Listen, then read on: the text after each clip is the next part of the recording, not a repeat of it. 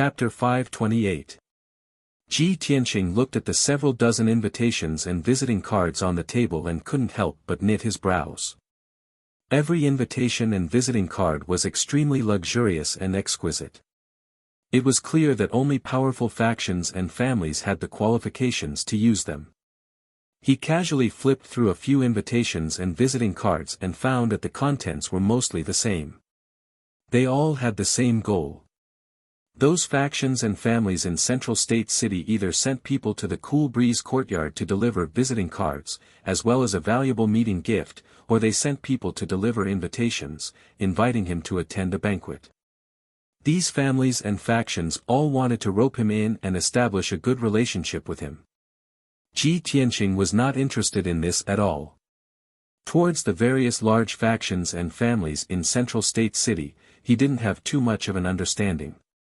He casually flipped through a few visiting cards and invitations, but he found them to be uninteresting. He didn't feel like giving them another look. Seeing his reaction, the Beast King hurriedly reminded, "Tianqing, this old man knows that you are infatuated with martial arts cultivation and don't want to pay attention to these mundane matters. However, this old man must remind you that in this large Central State City, the network of relationships between factions is extremely complicated. As long as it is a family or faction with a bit of background and strength, they will move around and interact with each other, using this to expand their own influence.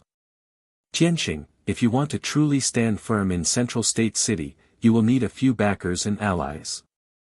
How about this? This old man will give you a detailed introduction to Central State City, as well as what powerful families and factions there are. Then, you can choose a few that you are willing to make friends with and this old man will help you take care of them." The Beast King was extremely enthusiastic, introducing Ji Tianqing to Central State's large families and factions. However, Ji Tianqing waved his hand, rejecting the Beast King's good intentions. "Senior, I know that you have good intentions and I am very grateful. However, I will not interact with those families and factions, nor will I be recruited by them. Eagles can only soar in the sky if they spread their wings and fly alone. Only sparrows can form flocks. I ask Senior to help me reject those invitations and visiting cards." When the Beast King heard his words, he revealed a faint smile as he nodded and said, "Eagles soar high in the sky, sparrows flock together, these words are truly correct. Good. Since you've made up your mind, this old man will help you deal with it." The Beast King put away the dozens of invitations and visiting cards and left Clear Jade Garden. Next, he had to send people to reply to the visiting cards and invitations one by one. He also had to send back the gifts sent by the major forces and families. Although this was not a dangerous or difficult task, it was an extremely exhausting task. Of course, Ji Tianqing didn't have to worry about this. In any case, the Beast King was more familiar with the Central State, so it would be easier for him to deal with these matters. After Ji Tianqing sent the Beast King away, Ji Ku and Yan came to his room and chatted with him. More than half a month had passed since Ji Ku transformed into the Golden Raccoon demon race. Now that she had gradually grasped the method to control her demonic power, she usually hid her claws, ears, and tail. Her appearance was no different from that of a human in the past. When Ji Tianqing heard the news, he also felt gratified for her. At this time, Yan frowned and thought for a moment, then asked with some concern, "Senior brother Tianqing, you will enter the Monarch Mansion soon. But junior sister Ji Ku and I have nowhere to go, so we can only stay in Clear Breeze Courtyard. Once you enter the Monarch Mansion, you won't be able to go in and out at will. It will be difficult for us to see you in the future." Ji Ku also had the same thoughts and worries, nodding, "Yes, we have no relatives or friends in the Central State. Apart from Clear Breeze Courtyard, we don't know where else to go." Her eyes were full of reluctance, obviously unwilling to be separated from Ji Tianqing. Ji Tianqing saw that the two of them were a little sad and depressed, so he smiled and comforted them, "Don't worry, after senior brother enters the Monarch Mansion, I won't leave you alone. I saw in the Monarch Mansion before that each emperor's son has a spirit vein and a dazzling cave dwelling. Each emperor's son has his own family's trusted aides, as well as 1 to 200 guards and maids. They can both guard the cave dwelling and act as their guards when they go out. If you want to enter the monarch mansion with me, of course I can take you in. There shouldn't be any problem. However, in the monarch mansion, only the emperor's son and god-tier masters have noble status. Those servants, trusted aides, and guards of the emperor's son have no status. Hearing what he said, Ji Ku's eyes suddenly lit up, revealing a strong sense of expectation, and said excitedly, "Brother Tianqing, you can take us in?" "That's great. As long as we can follow you into the monarch mansion and not be separated from you, I'm willing to even give you maids and maids." Yan also showed a smile and nodded repeatedly, "Senior brother Tianqing, I can be your attendant and guard. As long as you don't leave us, I'm willing to do anything." Ji Ku immediately laughed and joked, "Kuku, Yan, one of you is the princess of the Qingyun kingdom, the other is the crown prince of the Hua clan. You want to be my maids and guards? I can't accept this. If others know, I'm afraid they'll say that I'm not strong enough and don't have a good reputation, but I'm arrogant and ostentatious." Ji Ku and Yan were amused, but they didn't care about the false reputation. Ji Ku chuckled and said, "Brother Tianqing, we're just princes and princesses from small places. We're nothing in Zhongzhou city. Among the hundreds of thousands of people watching the battle in the square today, there might be thousands of princes and princesses." Yan also nodded in agreement. The emperor's son is the most honorable person in Zhongzhou, and even in the mysterious heavenly continent. To the cultivators and people of Zhongzhou, it's also a great honor to be the emperor's guard and maid. Although Ji Ku and Yan said these words as if they were joking. However, Ji Tianqing understood that the two of them really didn't care about their status and reputation. They just wanted to follow him into the monarch mansion. Therefore, he nodded and agreed to this matter. "Kuku, Yan, the three of us left the sect together and came to Zhongzhou city. The three of us should enjoy blessings and endure hardships together. Since you don't mind, senior brother will of course take you into the monarch mansion. In the future, when you follow me, there's no need to call yourselves guards and maids. We're still brothers of the same sect. As long as I have something, I'll give you a share." Hearing his words, Ji Ku and Yan were even happier. The worries and concerns in their hearts finally dissipated. However, the three of them chatted happily for a while. Yan suddenly remembered something and his mood gradually fell. Ji Tianqing saw that he was hiding something, so he asked, "Yan, what's wrong? Why are you unhappy?" Yan hesitated for a moment before he whispered with a pout, "Senior brother Tianqing, it's been 3 days since you defeated the emperor. No matter how busy senior sister is, she should have come to visit us, right? Did eldest senior sister forget about us after entering the monarch mansion?" Ji Tianqing shook his head and comforted him with a smile, "Yan, senior sister is not that kind of person. The monarch mansion is a holy land of martial arts. The rules there are strict. It's not a place where you can enter and leave as you wish. When we enter the monarch mansion, we have to be careful. We can't be rash and impulsive, so as to avoid being caught by people with ulterior motives. Senior sister must have her difficulties. Don't worry, after we enter the monarch mansion, we'll see her." Yan nodded and responded. Ji Tianqing revealed a smile and reminded him and Ji Ku, "All right, go back and prepare. We'll enter the monarch mansion in 2 days." Chapter 529. In the southern region of Central State, in the sky-connecting mountain range. On the majestic sky-connecting peak was where the human imperial court was located. The 3 palaces, 9 halls, and 18 courtyards formed a majestic and sacred group of palaces. At this time, the emperor and the imperial tutor had just returned to the imperial court from Central State City.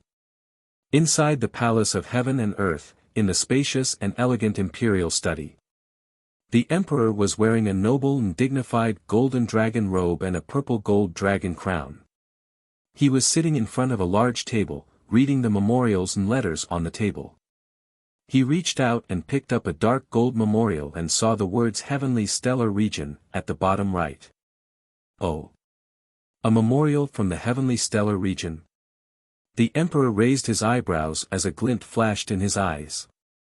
He opened the exquisite and luxurious memorial and carefully read the contents. The memorial was filled with lines of vigorous and powerful words. There were at least tens of thousands of words written on it. Greetings to your majesty. I am the Sky Pillar sect master, Chu Tiansheng. I hereby present a memorial to your majesty to report the details of the Demon King's rebellion.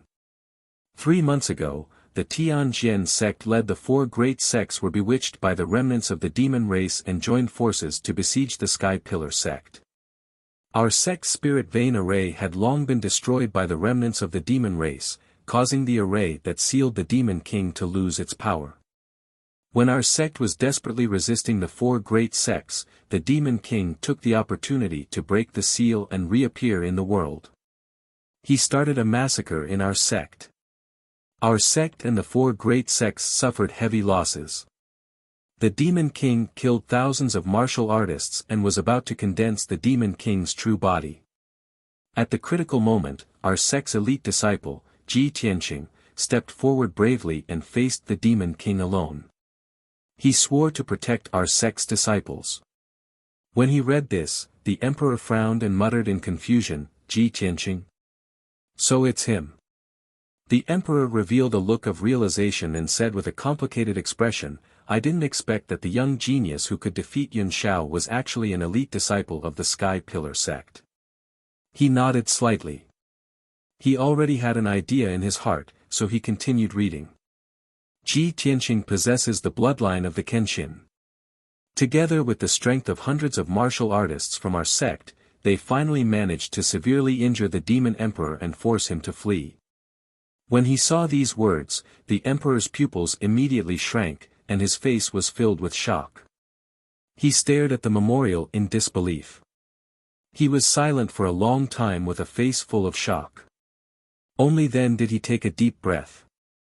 Even with the exalted status of the human race supreme, when he saw that Ji Tianqing possessed the Kenshin bloodline, his heart was filled with shock and disbelief.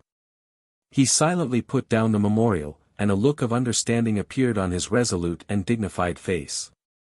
No wonder this child's talent is monstrous, being able to defeat Yun Shao and become the #1 genius of the human race. Kenshin bloodline. He actually has Kenshin blood. The emperor was silent for a moment before he ordered in a dignified tone, Commander Yu, send a message to the imperial tutor.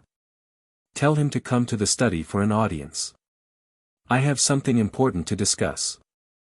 The burly general guarding the door of the study immediately bowed and accepted the order. He left the study to pass on the order. It didn't take long for Commander Yu to return. Behind him was the emperor's preceptor, whose hair and beard were completely white. The imperial tutor held the golden horsetail whisk and entered the study. He came to the table and bowed to the emperor. Your Majesty, may I know what instructions you have for me? The emperor did not explain.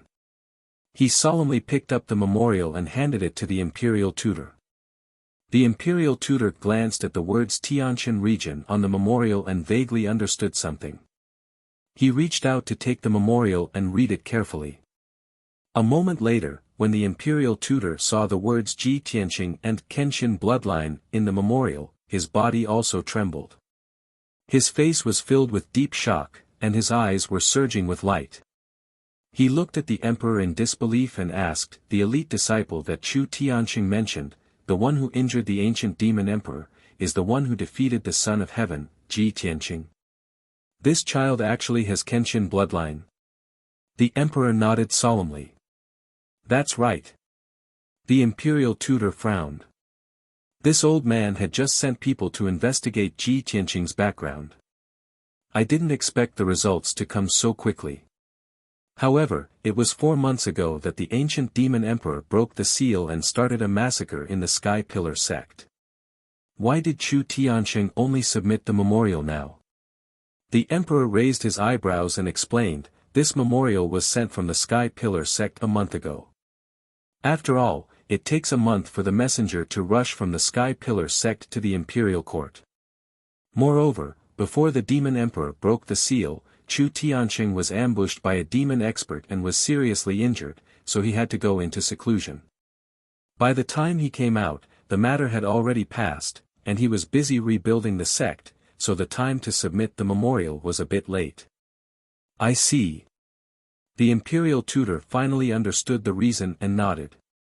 He said solemnly, half a year ago, this old man discovered that Kenshin's faded star had lit up again, so I sent people to the 9 southern regions to look for it. However, many guards and secret agents searched bitterly for half a year without any results.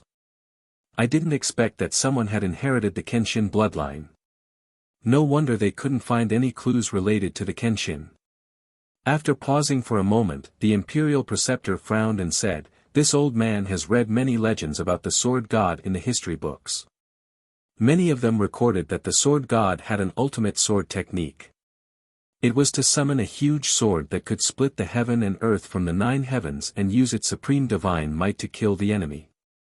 I don't know if the emperor still remembers that during the battle between Ji Tianqing and the Son of Heaven today, Ji Tianqing used the final move, sword comes, slash. It's very similar to Kenshin's ultimate sword technique. This old man boldly speculates that after Ji Tianqing inherited the Kenshin bloodline, he might have also inherited the Kenshin's ultimate technique. The emperor recalled the scene at that time and immediately nodded in agreement. That's right. The sword technique that Ji Tianqing used today is indeed very similar to Kenshin's ultimate technique. If this boy has really inherited the Kenshin's ultimate technique, then he can be regarded as the Kenshin's successor. At our level, we all know how miraculous and powerful Kenshin's ultimate technique is. Therefore, Ji Tianqing must be used by our human race. The imperial tutor nodded solemnly and stroked his beard. That's right. With Ji Tianqing's unparalleled aptitude and talent, coupled with the cultivation of Kenshin's ultimate technique, he will soon become a world-famous powerhouse. If he can be used by our race, then it will be a blessing for our human race. If by any chance he is roped in by the monster race or the water race and joins their forces, then the consequences will be unimaginable.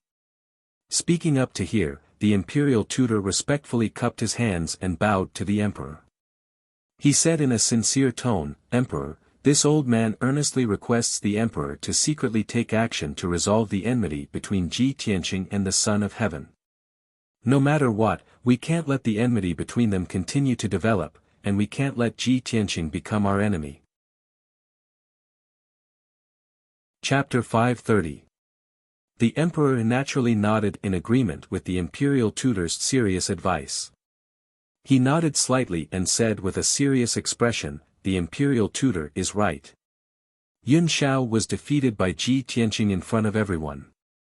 His reputation has been damaged and his prestige has been greatly reduced. There would definitely be many people criticizing him, and there would even be some rumors and slanders. For so many years, Yun Xiao's life has been smooth and he has not encountered any obstacles. This emperor is worried that he is young and impetuous and cannot accept this result. He will form a grudge with Ji Tianqing. The imperial tutor stroked his beard and said in a serious tone, therefore, this matter needs to be secretly resolved by the emperor. The emperor already had a plan in mind. He took out a piece of golden paper from the table and began to write a letter to the emperor. As he wrote the letter, he also read the contents of the letter out loud so that the imperial tutor could also know the inside story. My son, Yun Xiao, seeing words is like seeing a face. The battle on the emperor's stage was the focus of everyone's attention. Everyone knows about it. I have also received the news and results. Yun Xiao, ever since you stepped into martial arts cultivation at the age of 4, it has been smooth sailing for the past 20 years, however, there was always someone who was better than him. No matter who it is, they will have to experience failure. Even a peerless powerhouse like Kenshin cannot remain undefeated for his entire life. He will eventually encounter setbacks. Yun Xiao, this emperor hopes that you can face your opponent head-on and use this setback to motivate yourself to work harder. This emperor also hopes that you can bury the hatchet with Ji Tianqing. Don't lose the big picture for the small things and have conflicts with Ji Tianqing again. You and Ji Tianqing are the top geniuses of our race. In the future, you will become the pillars of our race and fight against the other races. If you can understand, respect, and support each other, and even become good friends, that is what this emperor wishes for. It is also a blessing for our race. When the emperor put down his brush, he had also finished reading the contents of the letter. He stamped the golden paper and placed the letter in an envelope. He then used a secret technique to seal it. The imperial tutor smiled and nodded. This is good. When the emperor sees the letter, he will definitely understand what to do. Emperor, I will send someone to deliver the letter to the Son of Heaven. As he spoke, the imperial tutor reached out to take the envelope. However, the emperor waved his hand and said, "There's no hurry. This emperor still needs to write another secret letter. Later, send someone to deliver it to the monarch residence." Imperial residence? The imperial tutor was stunned for a moment before he immediately understood. The emperor's letter is for that prince? Not bad. The celestial emperor nodded and said, 3 years ago, this emperor arranged for him to enter the monarch manor and let him secretly monitor the movements of the various princes and make preparations for Cloud Sky to enter the monarch manor. In addition, this emperor also asked him to secretly protect and assist Yun Xiao. This person is a hidden chess piece that this emperor placed in the emperor's mansion. If used properly, he will definitely be of great use. The emperor lowered his head as he wrote the letter. He said, Ji Tianqing will enter the monarch manor soon. This emperor wants him to secretly keep an eye on Ji Tianqing and think of a way to get close to Ji Tianqing. From Ji Tianqing, he can find clues related to Kenshin. He also needs to investigate clearly for this emperor whether Ji Tianqing has really inherited Kenshin's secret technique. Compared to Kenshin's bloodline, Kenshin's secret technique is the most mysterious and terrifying thing. After all, once Kenshin's secret technique appears, it will be enough to shake the entire profound sky continent.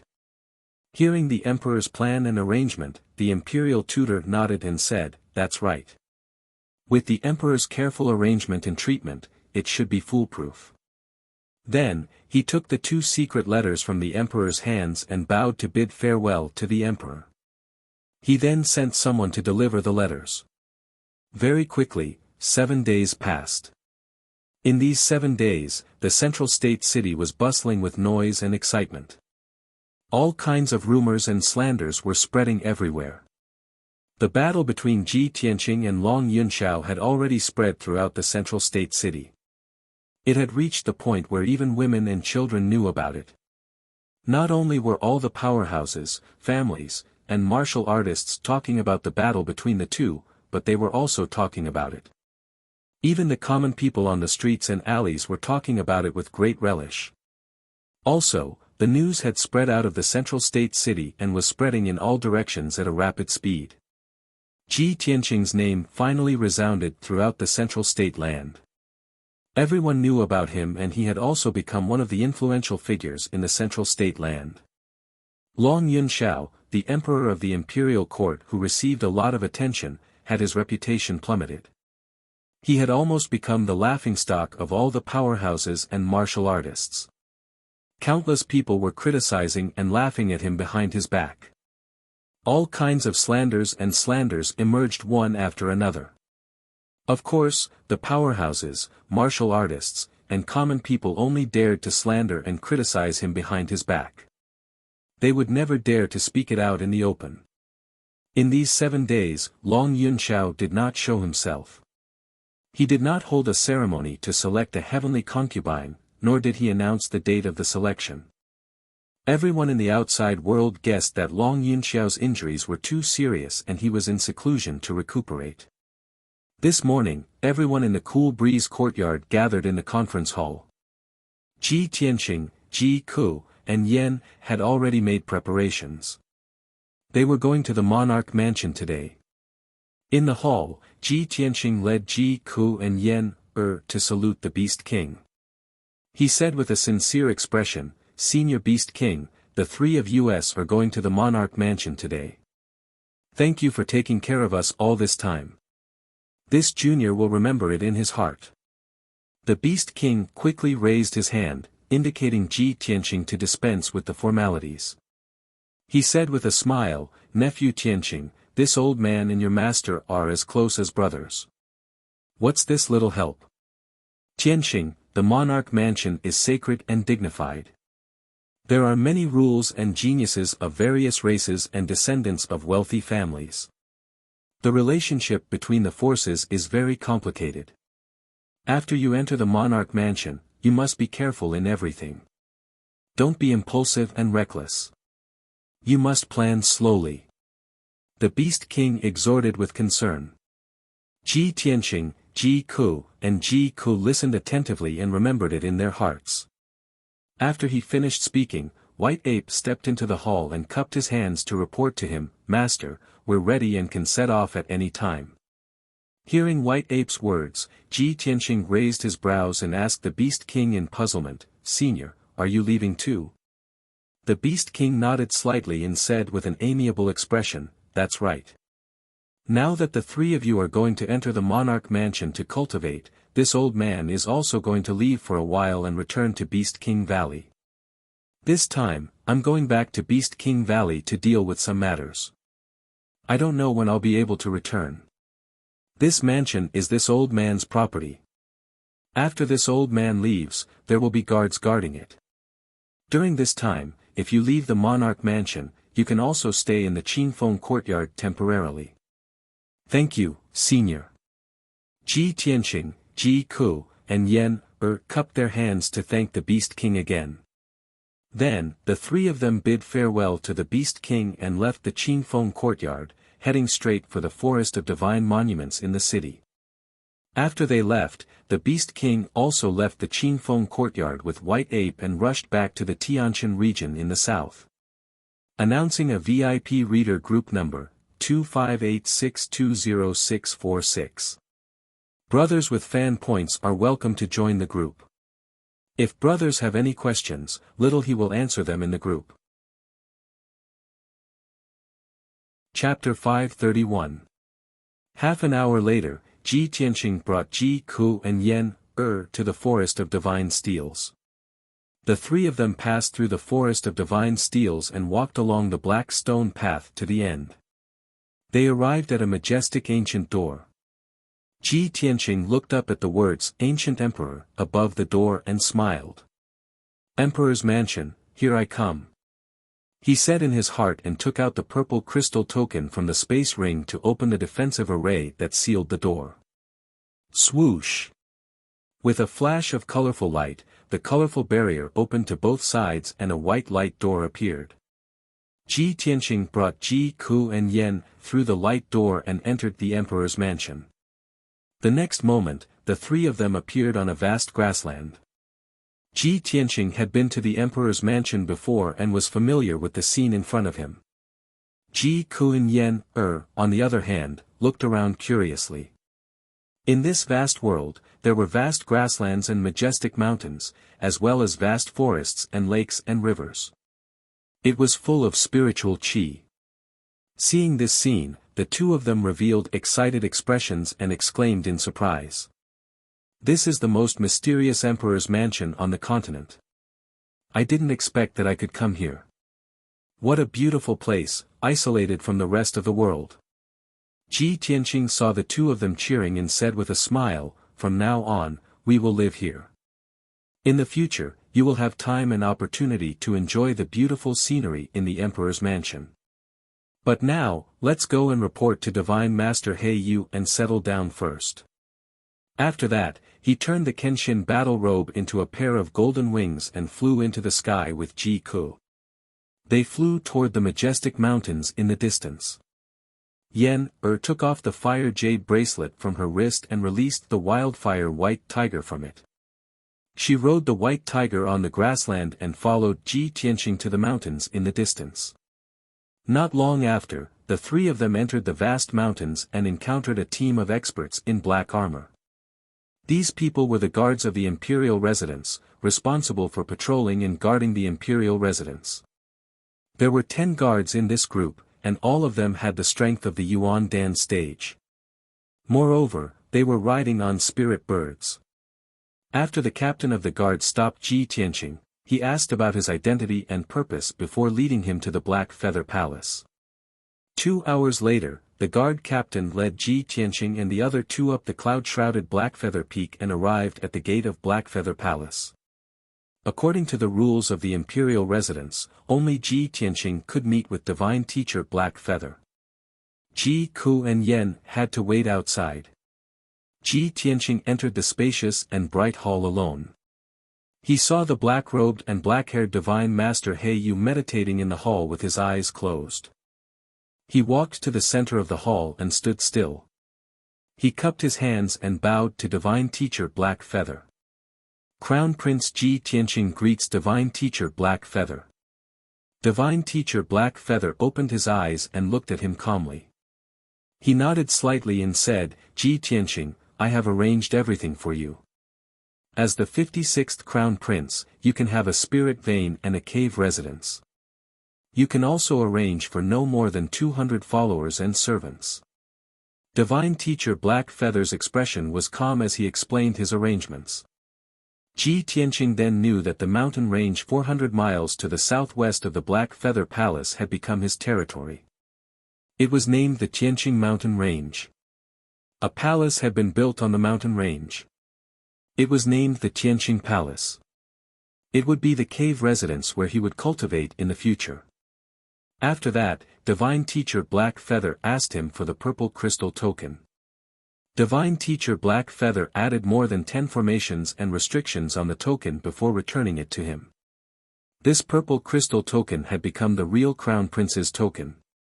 With the Crown Prince's token, Ji Tianqing could enter and leave the Crown Prince's estate. He could activate the various formations and restrictions of the Tianqing Mountain Range and Tianqing Palace. After divine teacher Blackfeather finished talking about the cave residence, he said with a stern expression, Ji Tianqing, check your own cave residence in a bit, and then go to the Open Cloud Palace to see the divine teacher. You have been assigned to the Open Cloud Divine Teacher. From today onwards, the Open Cloud Divine Teacher will be responsible for teaching you martial cultivation.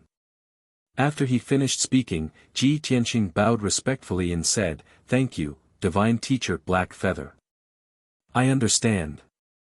Afterwards, he bowed to divine teacher Blackfeather and left the Black Feather Palace.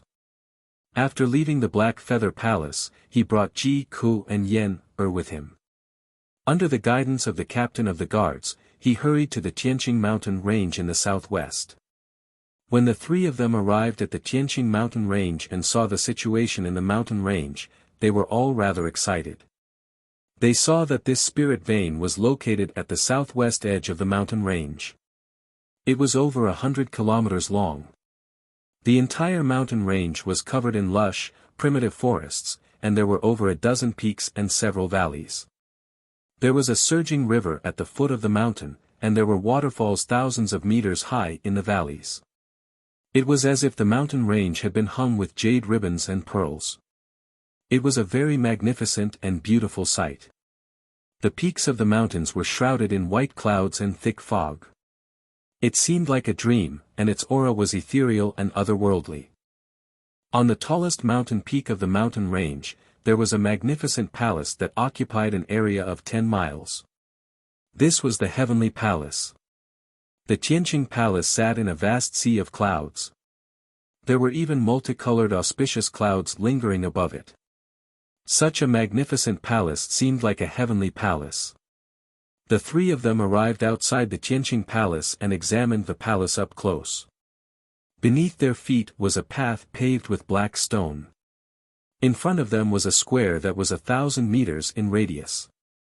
After passing through the square, they would arrive at the gates of the Tianqing Palace. The towering palace gate, which was 100 meters tall, was built with dark green boulders and set up with a powerful defensive formation. On the lintel directly above the palace gate, the words, Tianqing Palace, were carved in flamboyant calligraphy. It exuded a noble and powerful aura. From now on, this is my territory. I finally have my own spirit vein and cave abode. Ji Tianqing looked at the majestic palace with a gratified smile in his eyes. Then, he led Ji Ku and Yen through the square and walked to the palace gate. He opened the palace gate with the emperor's token and led the two of them into the palace. There were 3 courtyards in the Tianqing Palace. There were 3 majestic palaces that covered an area of more than 1,000 meters. Around the 3 main palaces, there were rows upon rows of houses and buildings. There were also 2 beautiful gardens and 2 lakes that were as clear as mirrors. There were thousands of houses of various sizes in the entire Tianqing Palace. Not to mention 100 or 200 attendants and guards. Even if thousands of people lived in it, it would not feel crowded. Ji Ku and Yen walked in the huge Tianqing Palace. Their hearts were filled with shock and amazement. They could not help but cheer in surprise. Brother Tianqing, your cave abode is bigger and more luxurious than the imperial palace of the royal Azure Kingdom. Yen also nodded and praised, Senior Brother Tianqing, even the imperial palace of our fire tribe can't compare to your cave abode. The spiritual energy and resources here are too rich. It's simply the perfect cultivation ground. Chapter 532. Ji Ku and Yen were extremely excited. They walked around Tianqing Palace, looking around curiously. Ji Tianqing had the two of them stay in Tianqing Palace to familiarize themselves with the palace's environment first. He left Tianqing Palace and followed the captain of the guards to Open Cloud Palace. On the way to Open Cloud Palace, he thought to himself, I wonder what race that Open Cloud Divine Master is from, and what he looks like. How many princes does he have under him? And how does he usually teach the princes how to cultivate? Ji Tianqing was still very unfamiliar with the imperial residence, and did not understand the situation there. Before today, he only knew of Divine Master He Yu. He had not even heard of the other 9 Divine Masters. He was naturally filled with curiosity and doubt about the Open Cloud Divine Master that he had yet to meet. 2 hours later, Ji Tianqing arrived at Open Cloud Peak in the middle of the mountains under the captain's guidance. He landed outside Open Cloud Palace. The guard captain bowed to him and took his leave. Ji Tianqing tidied up his clothes and long hair, and walked towards the gates of Open Cloud Palace alone. There were a few guards standing guard at the gates. After they stopped him, they asked him about his identity and his purpose for coming. He showed his imperial token, and the guards let him pass, allowing him to enter Open Cloud Palace. He passed through the gates of the palace, followed the clean and tidy path, passed through the first courtyard, and entered the majestic palace. As soon as he entered the main hall, he saw 4 noble and handsome princes standing in the main hall. These 4 princes were all extraordinarily handsome youths, but they came from different races. 2 of them were human youths, and the other 2 were foreign youths. The 4 of them stood quietly in the main hall, deep in thought. They seemed to be listening to instructions. Ji Tianqing's gaze passed over the 4 of them, and looked towards the seat of honor in the main hall. He saw a black-robed, dignified middle-aged human man sitting on a dark golden throne inlaid with jade. This person was tall and burly, and his facial features were as angular as a rock. He exuded a resolute and dignified temperament.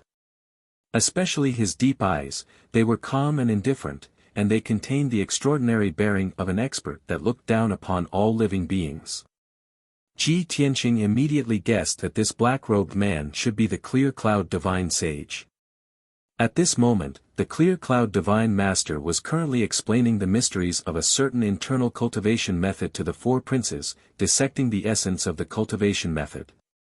His voice was slightly low and deep, and it contained a sense of solemnity and seriousness, causing those who heard it to feel deep veneration and listen attentively.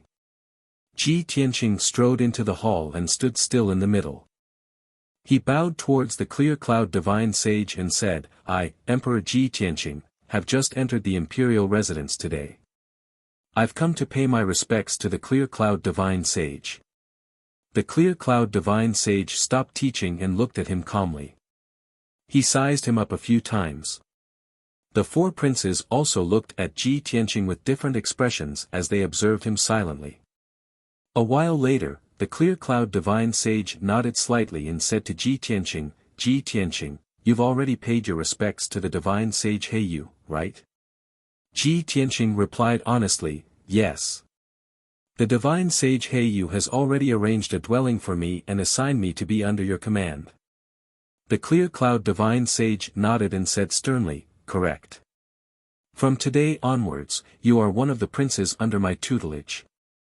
I will teach you martial cultivation. There are a total of 10 divine sages in the imperial residence. As a great divine sage, the divine sage Heiyu has never personally taught the princes. The current 56 princes are taught by me and the 8 divine sages. Every divine sage has a few princes under them. In the future, if you have any questions or problems with cultivation, you can come to the Clear Cloud Palace to ask me for guidance. Ji Tianqing nodded to show that he understood. He said calmly, the princes have just entered the imperial residence. I hope that the divine sage Clear Cloud divine sage can guide and take care of me in the future. The divine sage Clear Cloud divine sage nodded and continued, now that you are under my tutelage, you can come to the Clear Cloud Palace at any time. You will not be restricted or obstructed. However, if you have any matters or questions about cultivation and want to see the other divine sages, you must first hand over an invitation and wait for the divine sage's notice. There are many rules in the imperial residence, and they are very strict. The relevant books have already been prepared in your dwelling. Once you return to your dwelling, you can take some time to read them carefully. You need to understand the rules of the residence as soon as possible. Ji Tianqing clasped his hands and bowed. He said, as you wish, divine sage. The divine sage Clear Cloud divine sage then looked at the four princes in the hall. He said sternly, from today onwards, Ji Tianqing is the 5th prince under my tutelage. The 5 of you will also become fellow disciples. Get to know each other first. Hearing this, the 4 princes all looked at Ji Tianqing, revealing different expressions. The prince who spoke first was actually not one of the 2 human youths. Instead, he was a 2-meter-tall demon wearing a white fox fur coat. This person had a head of silver hair, and his face was handsome and resolute. His silver eyes exuded a mysterious and unruly aura. He looked at Ji Tianqing with a smile and clasped his hands. He said playfully, Ji Tianqing, we meet again. When Ji Tianqing saw his appearance clearly, he could not help but reveal a sliver of astonishment. Kuan Wu. I didn't think you would also be under the divine sage Clear Cloud divine sage's tutelage. Kuan Wu only smiled and nodded. He did not say anything. Immediately afterwards, a human youth wearing luxurious blue robes and holding a green jade fan clasped his hands and greeted Ji Tianqing. Ji Tianqing, I am Murong Lingfeng. From now on, we will be fellow disciples. If you have any difficulties, feel free to come find me. Hearing this clear voice, Ji Tianqing subconsciously looked at Murong Lingfeng. When he saw Murong Lingfeng's appearance clearly, he was instantly stunned. A strange look flashed through his eyes.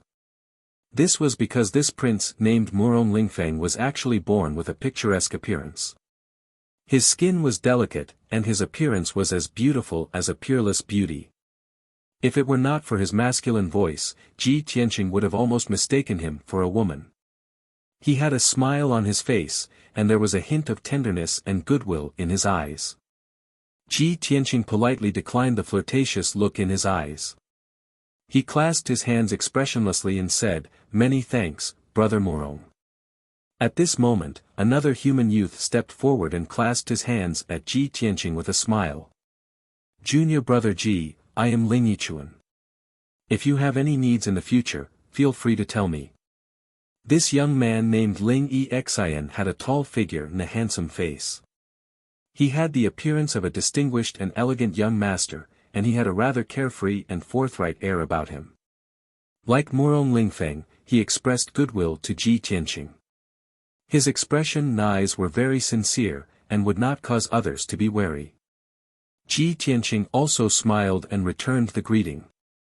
He said to him, "Many thanks, senior brother Ling." The last prince was from the water tribe. His skin was dark, and fine scales could be faintly seen on his arms and neck. This person's appearance was ordinary, and his temperament was somewhat cold and gloomy. Chapter 533. Ji Tianqing greeted the four princes, exchanging names and becoming acquainted with them.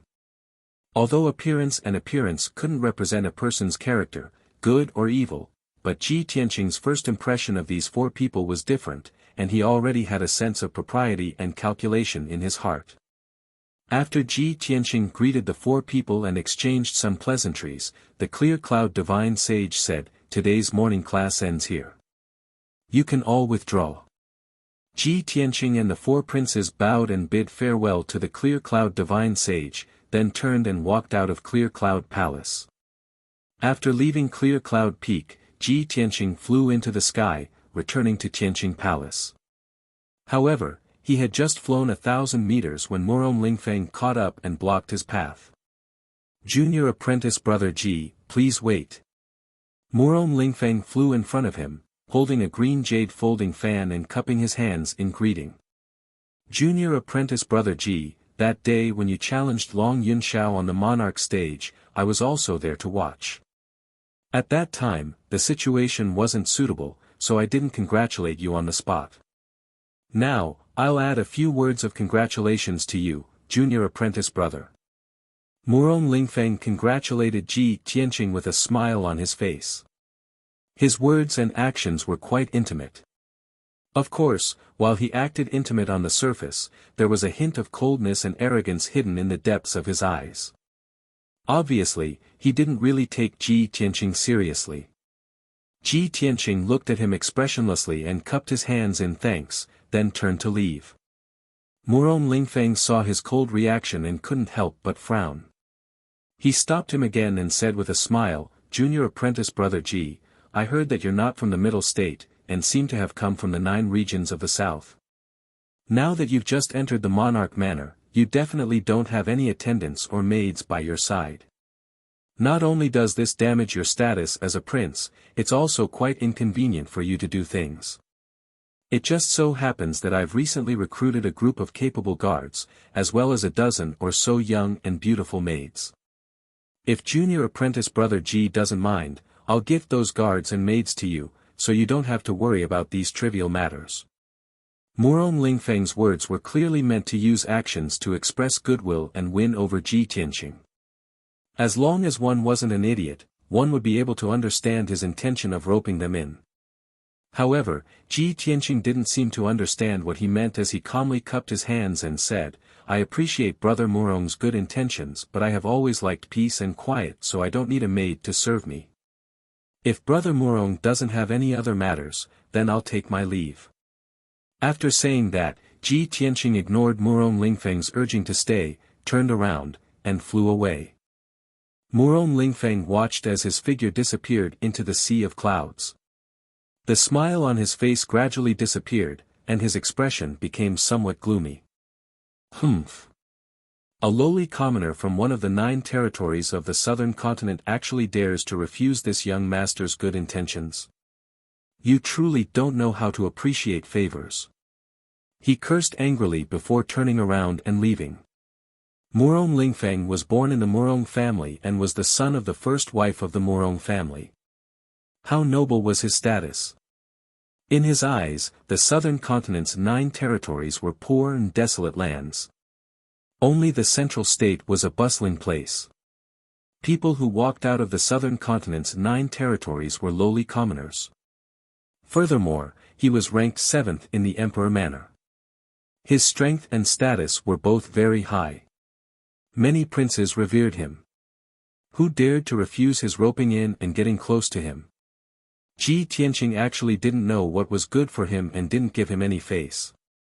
This made him a little angry in his heart. However, Murong Lingfeng calmed down very quickly and suppressed the anger in his heart. The corners of his mouth curled into a cold smile as he thought to himself, Ji Tianqing defeated Long Yunxiao in front of everyone and even seriously injured Long Yunxiao. In these few days, everyone in the central state city was talking about Long Yunxiao. His reputation was damaged, and the prestige of the Son of Heaven also plummeted. With Long Yunxiao's arrogant personality, he definitely won't be able to swallow this anger. He will definitely fight Ji Tianqing to the death. Sooner or later, he will find Ji Tianqing for revenge. Although Ji Tianqing has shocking talent and strength, he is a lowly commoner without any background or backing. It will be very difficult for him to gain a foothold in the central state. Even if this brat doesn't know how to appreciate favors and temporarily refuses to accept my invitation, I can't give up so easily. I must think of a way to win him over. If I can pull him under my command and use him to deal with Long Yunxiao, that would be the best. If I let him deal with Long Yunxiao, I can complete the Lord's plan and it won't implicate the Murong family. It's the best of both worlds. Furthermore, even if Ji Tianqing knows that I'm using him, he can't do anything about it and can only swallow his anger. How could a lowly commoner without any backing like him dare to make an enemy out of the Murong family? He. Thinking of this, the cold smile on Murong Lingfeng's lips became even wider and his eyes revealed a pleased look. 2 hours later, Ji Tianqing returned to Tianqing Palace. He entered the first courtyard's guest hall and sat down to chat with Ji Ku. At this time, Yan quickly walked into the hall and said to Ji Tianqing, "Senior brother Tianqing, Kun Wu has come to find you. He's waiting outside the door." "What's he doing here?" Ji Tianqing frowned and thought for a moment before saying, "Yan bring him in." "Okay." Yan responded and quickly turned around to leave the hall. Not long after, Yan brought Kun Wu back to the hall. Kun Wu walked in front of Ji Tianqing with a smile and cupped his hands in greeting, "Junior brother Ji, I trust you've been well since we last met." Ji Tianqing cupped his hands in return and extended his hand to make a "please" gesture, indicating that he should sit down and talk. "Kun Wu, what business do you have with me?" After Kun Wu sat down, he smiled and said, "This monarch has come to find you for 2 matters. The first is to congratulate you on passing the examination and successfully entering the monarch mansion." "Thank you." Ji Tianqing nodded and asked, "What's the second matter?" Kun Wu turned his head to look at Ji Ku and smiled, "In addition to congratulating you, this monarch also wants to see Ji Ku." He looked at Ji Ku with concern. After sizing him up a few times, he asked, "Ji Ku, you can already hide the characteristics of our Golden Raccoon clan. It seems that you've already escaped danger and learned how to control your demon power." If it was a month ago, Ji Ku would still have some disgust and resistance towards Kun Wu. However, now that she had accepted her identity as a member of the Golden Raccoon clan, she could face everything calmly. When she saw Kun Wu again, she didn't feel as disgusted as before. She nodded to Kun Wu and said in a calm tone, "Thank you for the pill you gave me before." Kun Wu waved his hand and said with a smile, "It's nothing. Don't mention it." Ji Ku, this monarch still has a few more pills and a secret cultivation method of the Golden Raccoon clan. If you cultivate according to this secret cultivation method, not only will you be able to quickly refine your demon power, but it will also allow you to quickly increase your strength. It will be faster than cultivating human martial arts. As he spoke, Kun Wu took out a small white jade bottle and a simple yellow secret manual from his interspatial ring. Ji Ku didn't reach out to take it. He turned his head to look at Ji Tianqing and asked for his opinion with his eyes. Chapter 534. Since Ji Tianqing had agreed, Ji Ku naturally did as she was told. She accepted the medicinal pills and secret manuals from Kun Wu, nodded to Kun Wu, and thanked him. Ku and Wu could see that Ji Tianqing and Ji Ku no longer held any hostility towards him, so he heaved a sigh of relief. He said in a sincere tone, Ji Tianqing, Ji Ku, if you encounter any difficulties in the monarch mansion, feel free to come to Kunwu Palace to look for me. As long as it is within my power, I will definitely help you. Ji Tianqing and Ji Ku both smiled and expressed their gratitude to him.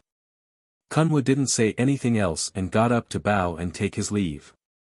You've just entered the monarch mansion, so you must have a lot of things to do. It's inconvenient for me to disturb you, so I'll take my leave. Ji Tianqing got up to see him off and asked Yan to send him out of Tianqing Palace. Silence was restored in the hall as Ji Tianqing and Ji Ku sat down to talk. The two chatted for a while and were talking about the layout of Tianqing Palace and the two gardens. At this time, Yan walked into the hall again with a letter in her hand and came to Ji Tianqing. Senior Marshal Brother Tianqing, just as I sent Kunwu away, a woman came to the outside of the palace and asked to see you. She claimed to be eldest Senior Marshal Sister's maid and specially sent a letter, asking me to personally hand it to you. A letter from eldest Senior Marshal Sister. Ji Tianqing raised his eyebrows slightly and muttered in confusion. If she wanted to see me, she could have come directly to Tianqing Palace. Why would she send a maid to deliver a letter? As he spoke, he reached out and took the letter from Yan. After opening the envelope, he took out the letter and carefully read it. The letter paper made of hibiscus was tough and delicate, and it contained a faint fragrance. The content of the letter was very little, only a line of beautiful words. Tianqing, I'll be waiting for you by Yunxiu Lake. I have something to discuss with you. Ji Tianqing kept the letter in his spatial ring. Then, he said to Ji Ku and Yan, eldest senior sister is looking for me. You two stay in the palace and don't leave. I'll be back soon.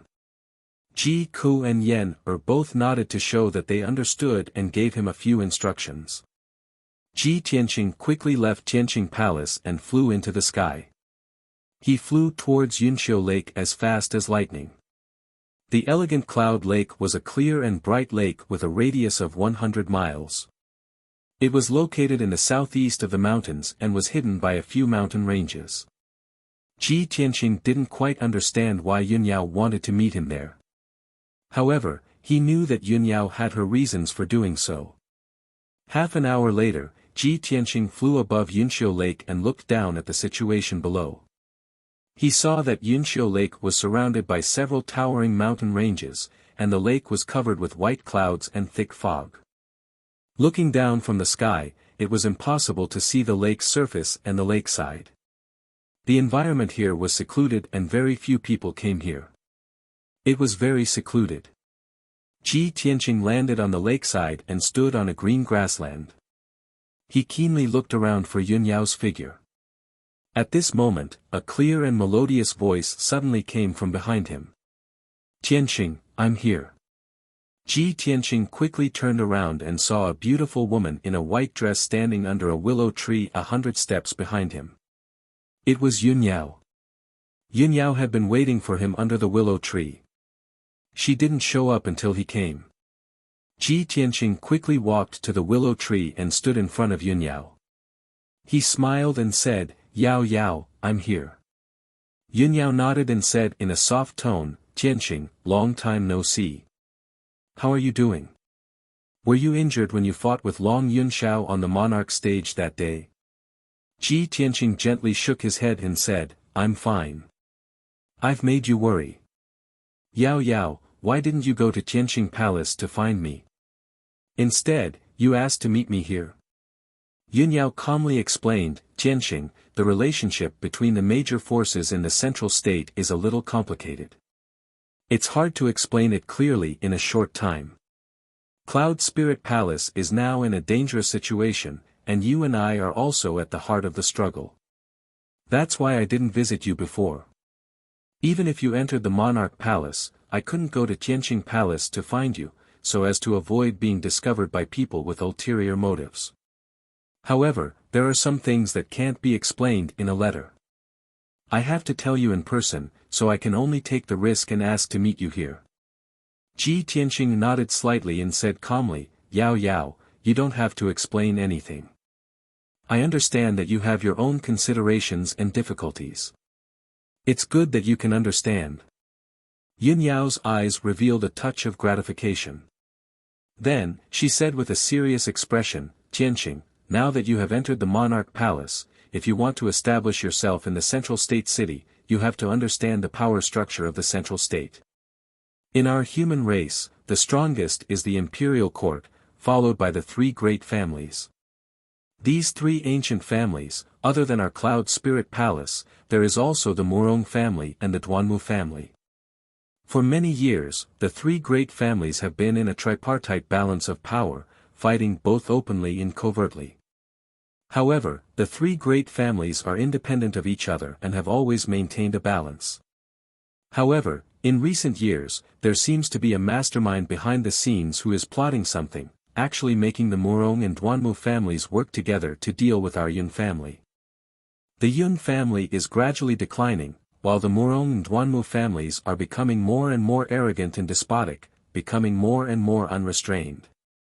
Hearing this, Ji Tianqing frowned and thought for a moment. Then, he said with a serious expression, if there really is a mastermind behind the scenes controlling the two great families, then the mastermind behind the scenes must be terrifyingly powerful.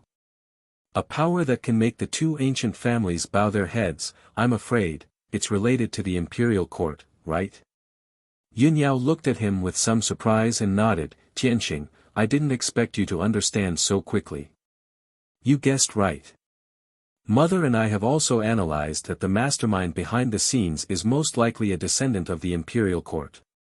However, the imperial court has many descendants. Other than the emperor, there are also several princes, princesses, and kings. Before we have conclusive evidence, we can't determine who is the mastermind behind the scenes. Ji Tianqing frowned and said in a serious tone, this matter involves the imperial court's descendants. Your Yun family must be careful and not make the slightest mistake. Otherwise, it will be a great disaster. That's right. Yun Yao nodded and said with a serious expression, therefore, the Yun family's current situation is worrying. Mother is also very worried about this matter. Tianqing, you have become famous in this battle. After becoming the emperor, you will definitely be targeted by the two great families. The Murong family's legitimate son, Murong Lingfeng, and the Duanmu family's Duanmu Yulong, both of them are in the emperor manor. Moreover, they have been in the emperor manor for many years and have already built a deep network of forces. You must be on guard against the people from the two great families. Don't have any contact with them. No matter how they behave, no matter how sincere they are to you, they must have other motives and schemes. Hearing Yun Yao's serious warning, Ji Tianqing came to a realization and nodded, so that's how it is. Chapter 535. Hearing Ji Tianqing's words, Yun Yao immediately furrowed her brows, and a trace of worry flashed across her eyes. Tianqing, you just entered the monarch mansion today, and Murong Lingfeng already came to find you? Murong Lingfeng is actually so impatient. It seems like he has long been plotting something. Ji Tianqing revealed a playful smile and explained, today, I went to meet God Sage Heiyu, and was assigned to God Sage Clear Cloud's tutelage. Coincidentally, Murong Lingfeng is also under God Sage Clear Cloud's tutelage. When he saw me for the first time, he clearly had a good impression of me and wanted to get close to me. At that time, I felt that it was strange. This person and I have never met before, so why would he be so friendly to me for no reason? Now that I think about it, this person most likely wants to use me, right? After speaking, he stared at Yun Yao and said solemnly, Yao Yao, don't worry. I originally had no intention of befriending those aristocratic families and powers. Murong Lingfeng expressed his goodwill to me, but I already rejected him. Since the Murong family and Duanmu family have other plans, it's even more impossible for me to interact with them. Furthermore, I will be careful to guard against them and not give them a chance to take advantage of me. Yunyao nodded and said, Tianqing, it's good that you understand. Although the monarch mansion is a holy land of martial arts, it's not a peaceful place for cultivation. The relationships and situation in the mansion are also very complicated. There are more than 50 princes in the mansion, and they come from various powers, aristocratic families, and imperial courts of the three major races. They all have different camps and goals. Although everyone looks calm on the surface, there are actually turbulent undercurrents. For so many years, they have been fighting openly and covertly. Yunyao briefly explained the situation in the monarch mansion and reminded Ji Tianqing to be careful. Ji Tianqing listened attentively. After she finished speaking, he looked at her with a gentle gaze and said calmly, Yao, actually, before this, I never thought of entering the monarch mansion, nor did I think of obtaining the fame I have today. All of this originated from what your mother said. She told me that only by entering the monarch mansion and becoming a noble prince would I have the right to interact with you. From that moment on, I decided that no matter what, I had to enter the monarch mansion. I don't care about the glory and prestige of becoming a prince, nor do I care about the reverence and worship of the people. I only care about you. Yunyao's heartbeat sped up as she was stared at by his gentle yet firm gaze. A hint of gentleness appeared in her eyes. She nodded and stared at Ji Tianqing and said, Tianqing, I understand your intentions. Everything you did, all of this for me. You are not a prince of the aristocratic family's mansion, of course. But, Yun's is heaven is, because the future, there will be bloodsheds as of heaven. There is no way. You. Ed edition. Eds as ofs, we, s. Ji Tianqing nodded and said firmly, that's right. The grudges of the three aristocratic families, the situation between the different clans, and the fight in the monarch mansion are all earth-shattering. But, even if I am a lone boat, I must ride the wind and break the waves, moving forward courageously. Life is like a game of chess, and I am willing to be a pawn.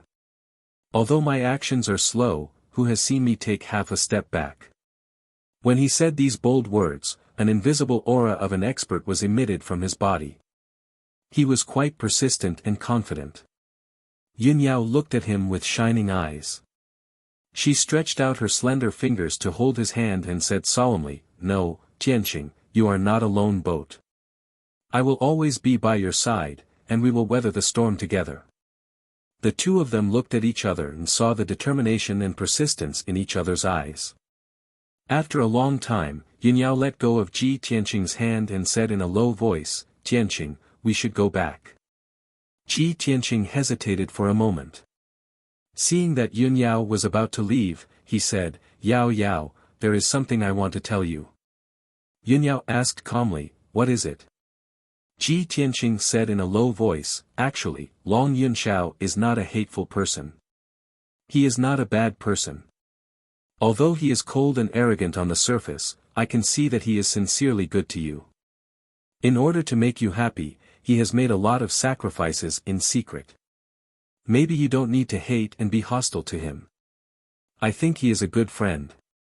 Yunyao was startled for a moment, then nodded and said, yes, I know what you said. Long Yunxiao is not a hedonistic son of a rich family, nor is he a vicious and sinister person. He is many times more outstanding than the children of the aristocratic families. Moreover, he has inherited His Majesty the Emperor's demeanor and bearing. He is highly regarded by the Emperor. Speaking up to here, she paused for a moment and looked deeply at Ji Tianqing. Then, she continued in a calm tone, actually, I don't really hate him. I just don't have any romantic feelings for him. Since I am destined not to be with him, I can't be pleasant to him and show him any good feelings. I can't give him hope and fantasy, lest he misunderstand and have some unnecessary misunderstandings, which will delay our time. That's why I deliberately avoided him and treated him coldly for so many years. I just want him to give up completely and cut off his thoughts so that he doesn't have to persist in his obsession. Maybe I am a little cruel, but in my opinion, this is the best way. Being indecisive and giving others hope and fantasy, and then extinguishing it with your own hands. That is the cruelest way. After listening to Yun Yao's words, Ji Tianqing understood her intention. He nodded and said, "So that's how it is. I hope Long Yun Shao can let go of his obsession as soon as possible. This should be a kind of release for him." "And, I hope so." Yun Yao nodded and waved goodbye to Ji Tianqing. She took out the jade hairpin from her hair bun and turned it into a pair of wind and fire wings. She flapped them and flew into the sky, leaving graceful Cloud Lake. Ji Tianqing watched her figure disappear into the sea of clouds. Then, he turned and flew back in the direction of Tianqing Palace. Not long after the two of them left graceful Cloud Lake, a tall and sturdy figure appeared in the sea of clouds above the lake. This person was a young man of about 30 years old from the human race. He had a handsome and resolute face. He wore a luxurious green robe and his entire body exuded a noble and dignified aura. He was the 9th prince of the emperor's residence, the first son of the Duanmu family, Duanmu Yulong. Duanmu Yulong frowned and stared in the direction Ji Tianqing left with a sinister sneer on his face. Ji Tianqing, this brat, indeed has an extraordinary relationship with Yun Yao. When he first barged into the emperor's residence, I could tell that he had something going on with Yun Yao. Fortunately, I was careful and kept an eye on his whereabouts. I didn't expect that on the first day he entered the emperor's residence, he would have a private date with Yun Yao by graceful Cloud Lake. Chapter 536. Since the day Ji Tianqing challenged Long Yun Shao, Duanmu Yulong had been paying attention to Ji Tianqing. In the past few days, he had already sent people to secretly monitor Ji Tianqing's every move. Moreover, when Ji Tianqing entered the monarch mansion, he personally monitored Ji Tianqing. His keen intuition told him that there must be some secret between Ji Tianqing and Yun Yao. Now, Duanmu Yulong had indeed found the scene of Ji Tianqing and Yun Yao meeting in secret. He had a premonition that Ji Tianqing's appearance could bring about a favorable turn for their plan. Furthermore, Ji Tianqing might become the breakthrough point for them to deal with the Yun family and Long Yun Shao. Thinking of this, Duanmu Yulong sneered and turned around to enter the boundless sea of clouds, leaving graceful Cloud Lake. He flew across the sky as fast as lightning, heading straight for the exit of the monarch mansion. 2 hours later, he quietly left the monarch mansion. Swish! With a flash of light, Duanmu Yulong appeared outside the majestic gate. He looked around and saw that there was no one in the divine steel forest, so he used a secret technique to quietly change his appearance. Although he only slightly adjusted the outline of his facial features, his appearance had undergone a subtle change, so no one would recognize him at a glance. He put on an ordinary black robe and quickly passed through the divine steel forest, rushing towards a certain place in Central State City. About half an hour later, Duanmu Yulong entered a quiet and cold palace. The palace was dimly lit, and many experts and powerhouses were hiding in the dark. Duanmu Yulong walked all the way to the depths of the palace and arrived outside a dark secret room. 2 black-robed guards guarding the door silently stopped him and coldly stared at him. These 2 guards were actually heavenly origin stage powerhouses. Their auras were ice-cold, and their bodies emitted a faint murderous aura. Duanmu Yulong was very clear about the rules. He quickly took out his identity token and handed it over to the black-robed guards for inspection.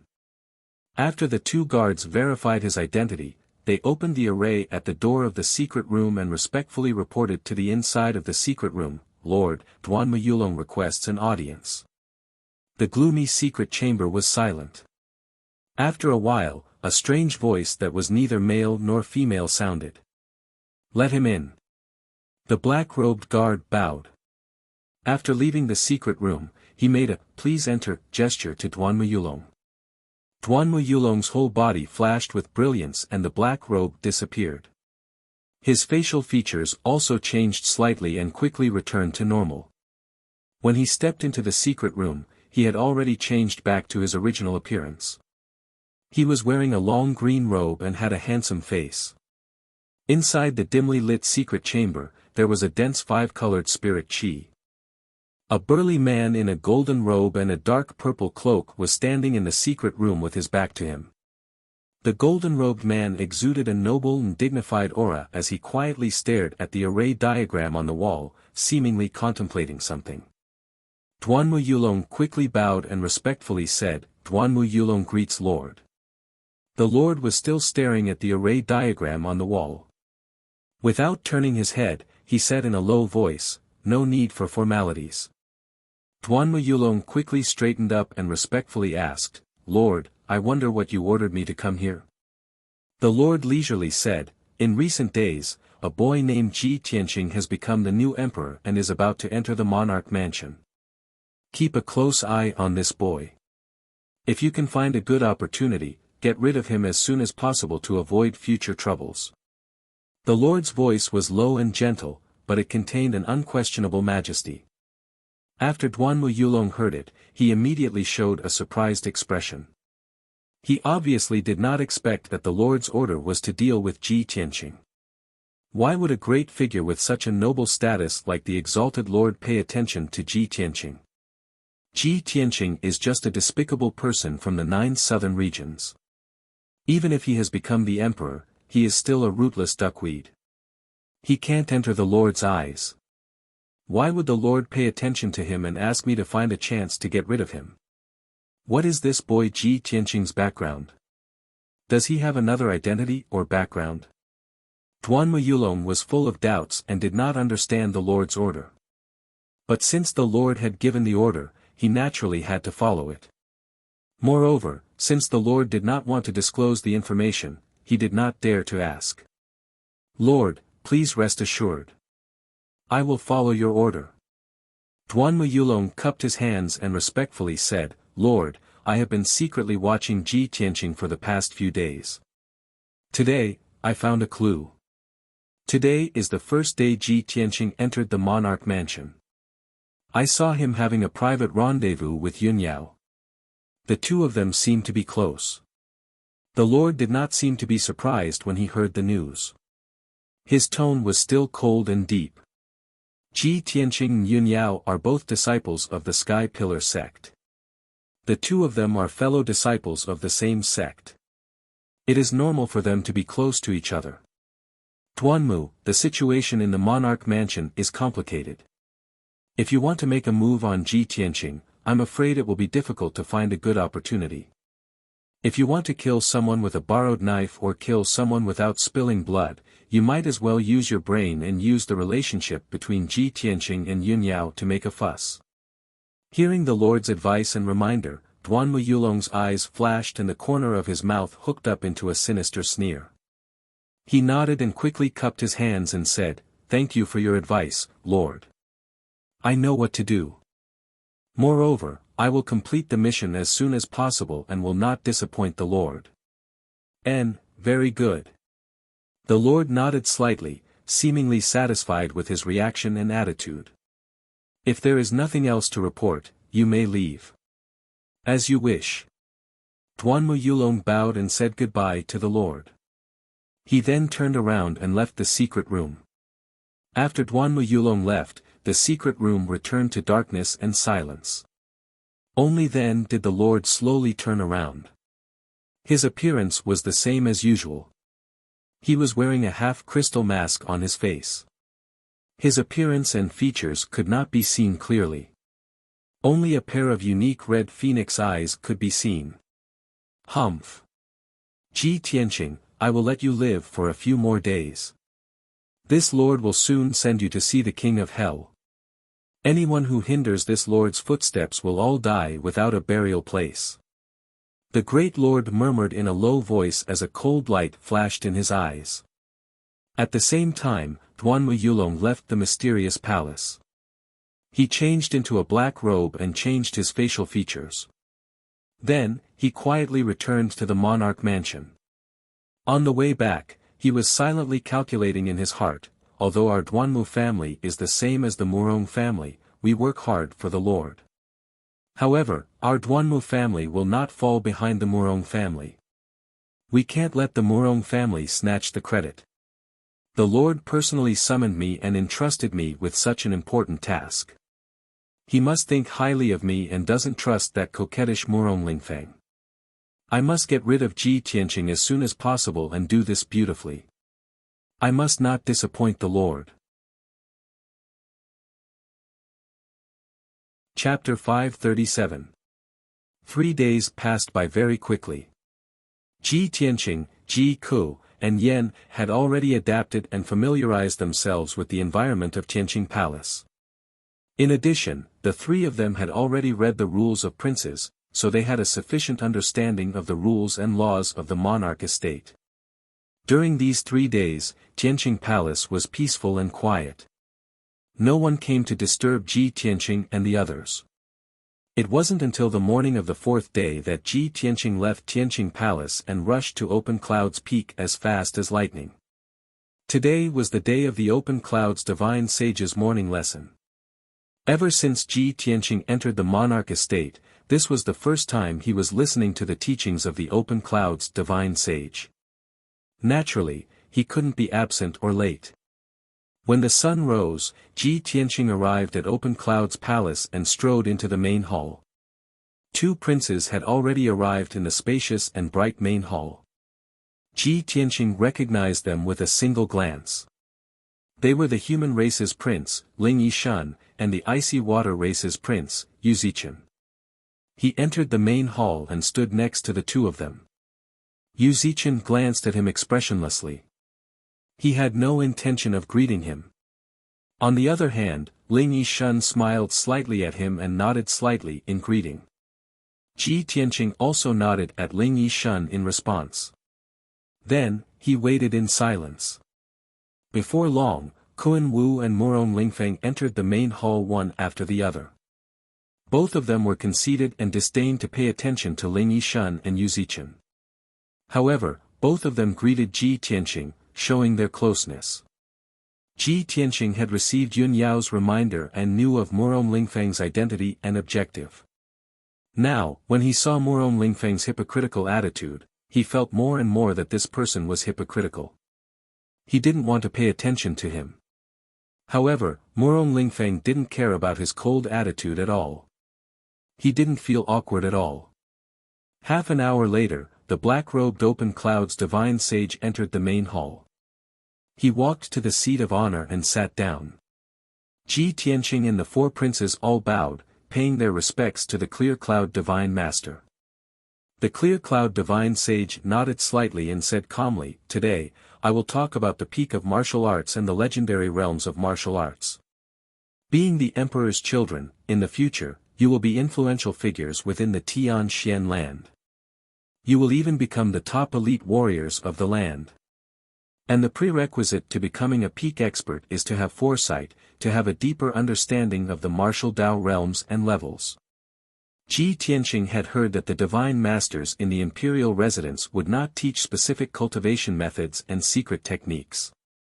The god-tier masters would not interfere with the cultivation of the imperial princes.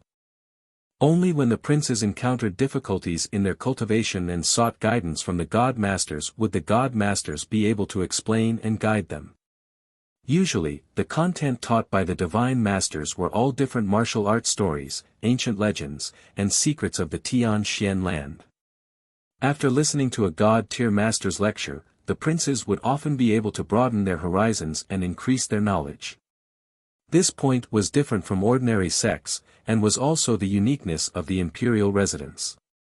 Only within the imperial residence could one come into contact with more martial arts legends and ancient secrets. Only then could one have the opportunity to climb to the peak of martial arts and reach a higher realm.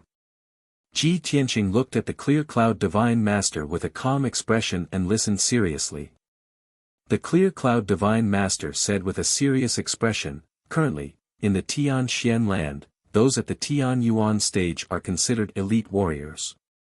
Princes who reach the Tian Yuan stage at such a young age are already influential figures. And the refined soul stage above the Tian Yuan stage is a supreme elite warrior in the eyes of all. Just like me and the other divine masters, in the eyes of ordinary people, we are the strongest warriors of the land. But in reality, that is not the case. Ordinary martial artists are short-sighted and have shallow knowledge. Above the refined soul stage, there are the primordial soul stage elite warriors. Primordial soul stage. Hearing this, Ji Tianqing was instantly interested. His heart was filled with curiosity and doubt. The Clear Cloud Divine Master explained in a low voice, as everyone knows, refined soul stage elites have surpassed the limits of their physical bodies and begun to cultivate their souls. Once they reach the refined soul stage, they can cultivate their souls and strengthen their soul power. They possess all sorts of inconceivable abilities.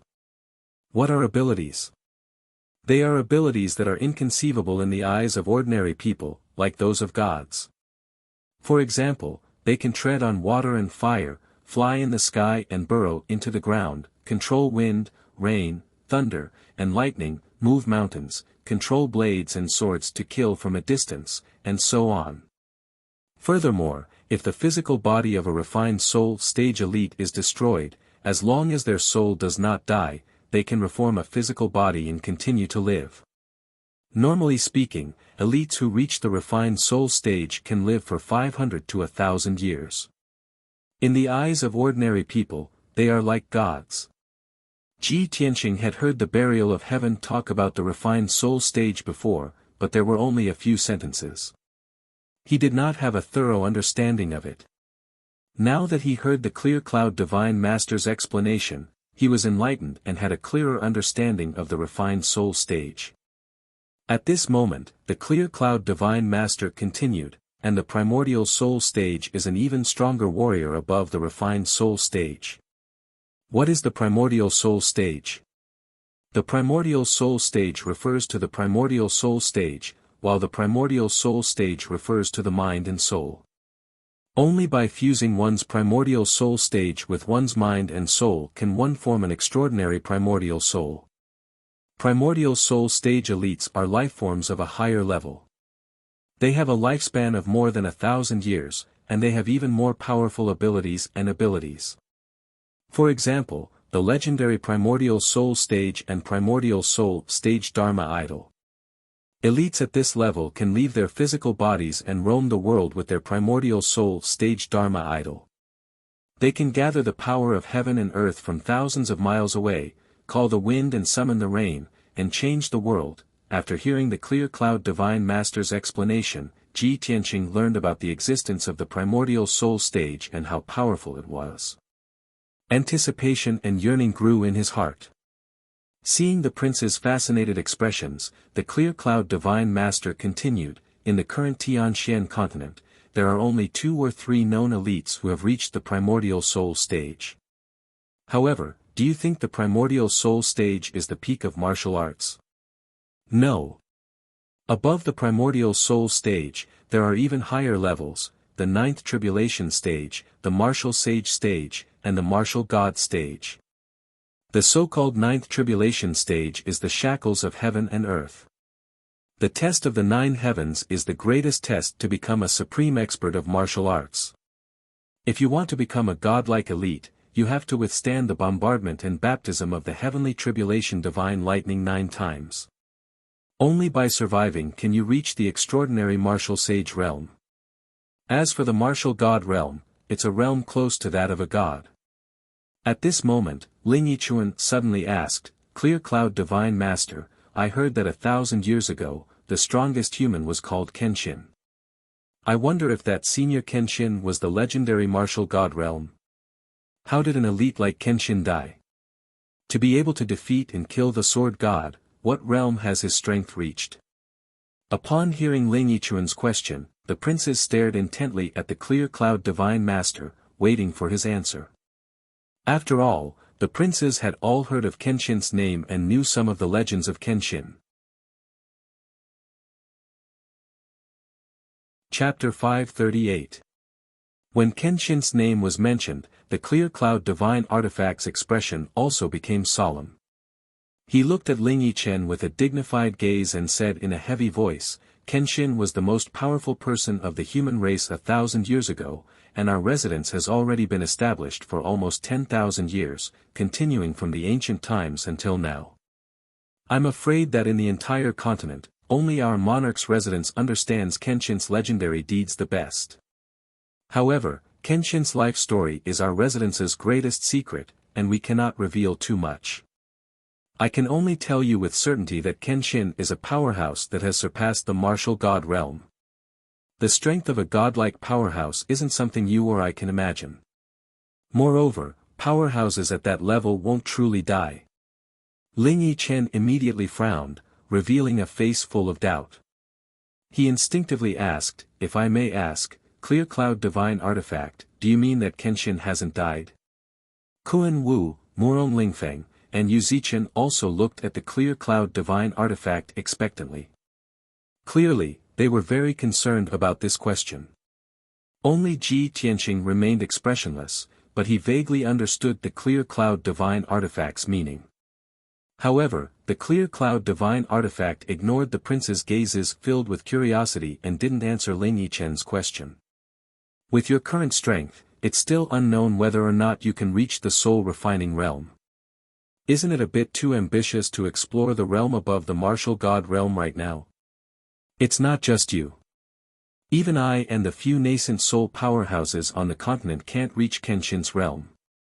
This is because there are still no supreme martial arts in this world that can allow someone to reach the realm above the martial god realm. Hearing the Clear Cloud Divine Artifact's words, the gazes of Kuan Wu, Ling Yichen, and the others all dimmed, revealing deep disappointment. Ling Yichen pondered for a moment, then asked, "Clear Cloud Divine Artifact, could it be that you can't even learn Kenshin's supreme martial arts?" The Clear Cloud Divine Artifact frowned and looked at him with a dignified gaze. He thought to himself, why does this Ling Yichen have so many questions today? How strange. However, his expression did not change as he said in a deep voice, "Ling Yichuan, ever since Kenshin's fall, no one in this world has obtained Kenshin's ultimate art, nor has anyone cultivated it. I can't answer your question." "Thank you, Divine Master." Ling Yichen bowed respectfully and did not ask any more questions. Ji Tianqing remained silent as usual, and his expression did not change much. In reality, after listening to the Clear Cloud Divine Artifact's explanation, waves of shock surged in his heart. He was filled with shock and excitement. Only now did he truly understand how powerful the Kenshin was, and how high their status was. To think that there are martial saints and martial gods in this world. In fact, Kenshin has even reached the realm above martial god. Other than Kenshin, no one else in the world could reach such a level. The fact that I was able to obtain Kenshin's tomb and cultivate Kenshin's secret arts is truly a once-in-a-lifetime opportunity and a great fortune. This is even more so the greatest gift and care that the heavens have given me. I will definitely cultivate Kenshin's secret arts even more diligently. I hope that I can be like Kenshin in my lifetime and reach the realm above martial god, exploring the limits of martial arts. Ji Tianqing's heart surged with emotion, and he secretly made up his mind. Afterwards, the Clear Cloud Divine Artifact told everyone about the various abilities of the soul-refining realm and the primordial spirit realm, as well as the legends of many senior powerhouses. Everyone listened attentively, yearning and worship growing in their hearts. At the same time, their horizons were broadened. 2 hours later, the Clear Cloud Divine Artifact finished telling the stories of the powerhouses, and announced the end of today's morning class. Ji Tianqing and the 4 princes bowed to the Clear Cloud Divine Artifact in unison, then turned and left the Clear Cloud Palace. After leaving the Clear Cloud Palace, the princes flew into the sky, returning to their respective abodes. Ji Tianqing had just flown a few kilometers when a call came from the vast sea of clouds behind him. "Junior apprentice brother Ji, please wait." Ji Tianqing stopped in his tracks and turned to look at the sky behind him. After seeing who it was, he couldn't help but raise an eyebrow. This person wasn't Murong Lingfeng, but Ling Yichen, who had given him a pretty good first impression. Ling Yichen flew to his side and stood still, smiling as he said, Junior Apprentice Brother G, during the morning class just now, I saw that your expression was calm, as if you had a card up your sleeve.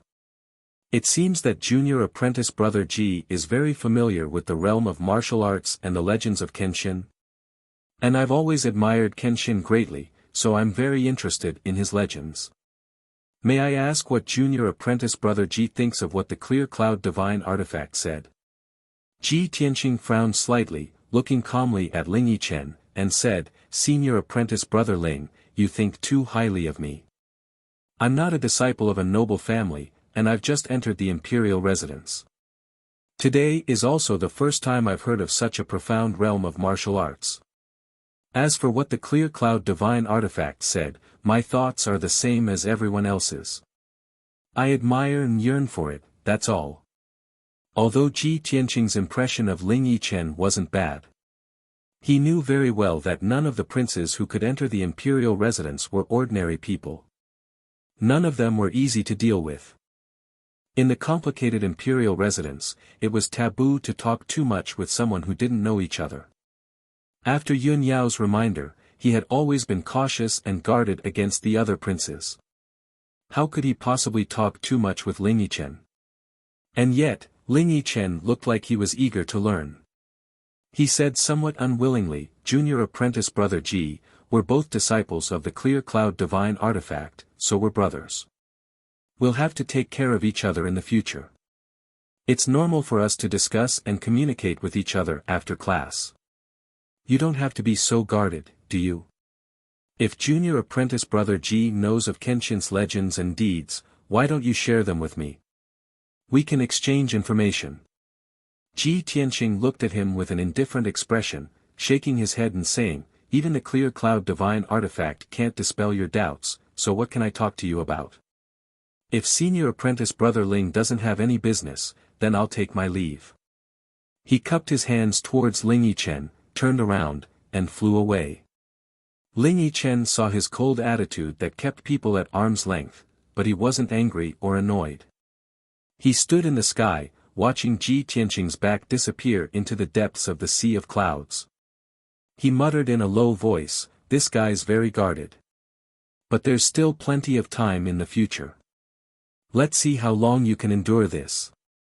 Finished speaking, he turned around and flew away with a smile. An hour later, Ji Tianqing returned to Tianqing Palace. He had just stepped through the palace gates when he saw Ji Ku, Xian Yu, and Yan all in the courtyard. Ji Ku was sitting cross-legged in the empty space in front of the palace. He seemed to be cultivating some kind of cultivation technique. Her aura was wild and chaotic, and her complexion constantly changed. Sometimes it was as pale as snow, and sometimes it was as golden as paper. Xian Yu and Yan surrounded her, looking at her with concern. The two of them watched Ji Ku cultivate as they whispered into each other's ears, discussing something. When they reached a critical point, the two of them actually stuck to their own opinions and argued. Seeing this, Ji Tianqing vaguely felt that something was amiss.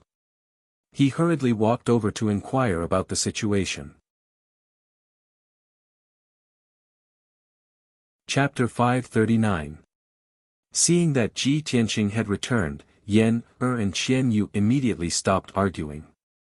Ji Ku, who was cultivating, also quickly stopped and opened her eyes. With a worried look, she quickly came to Ji Tianqing and said, Big Brother Tianqing, there's a problem with the cultivation art I'm cultivating. Ji Tianqing nodded and quickly comforted her, Ku, don't worry. Tell me the details slowly.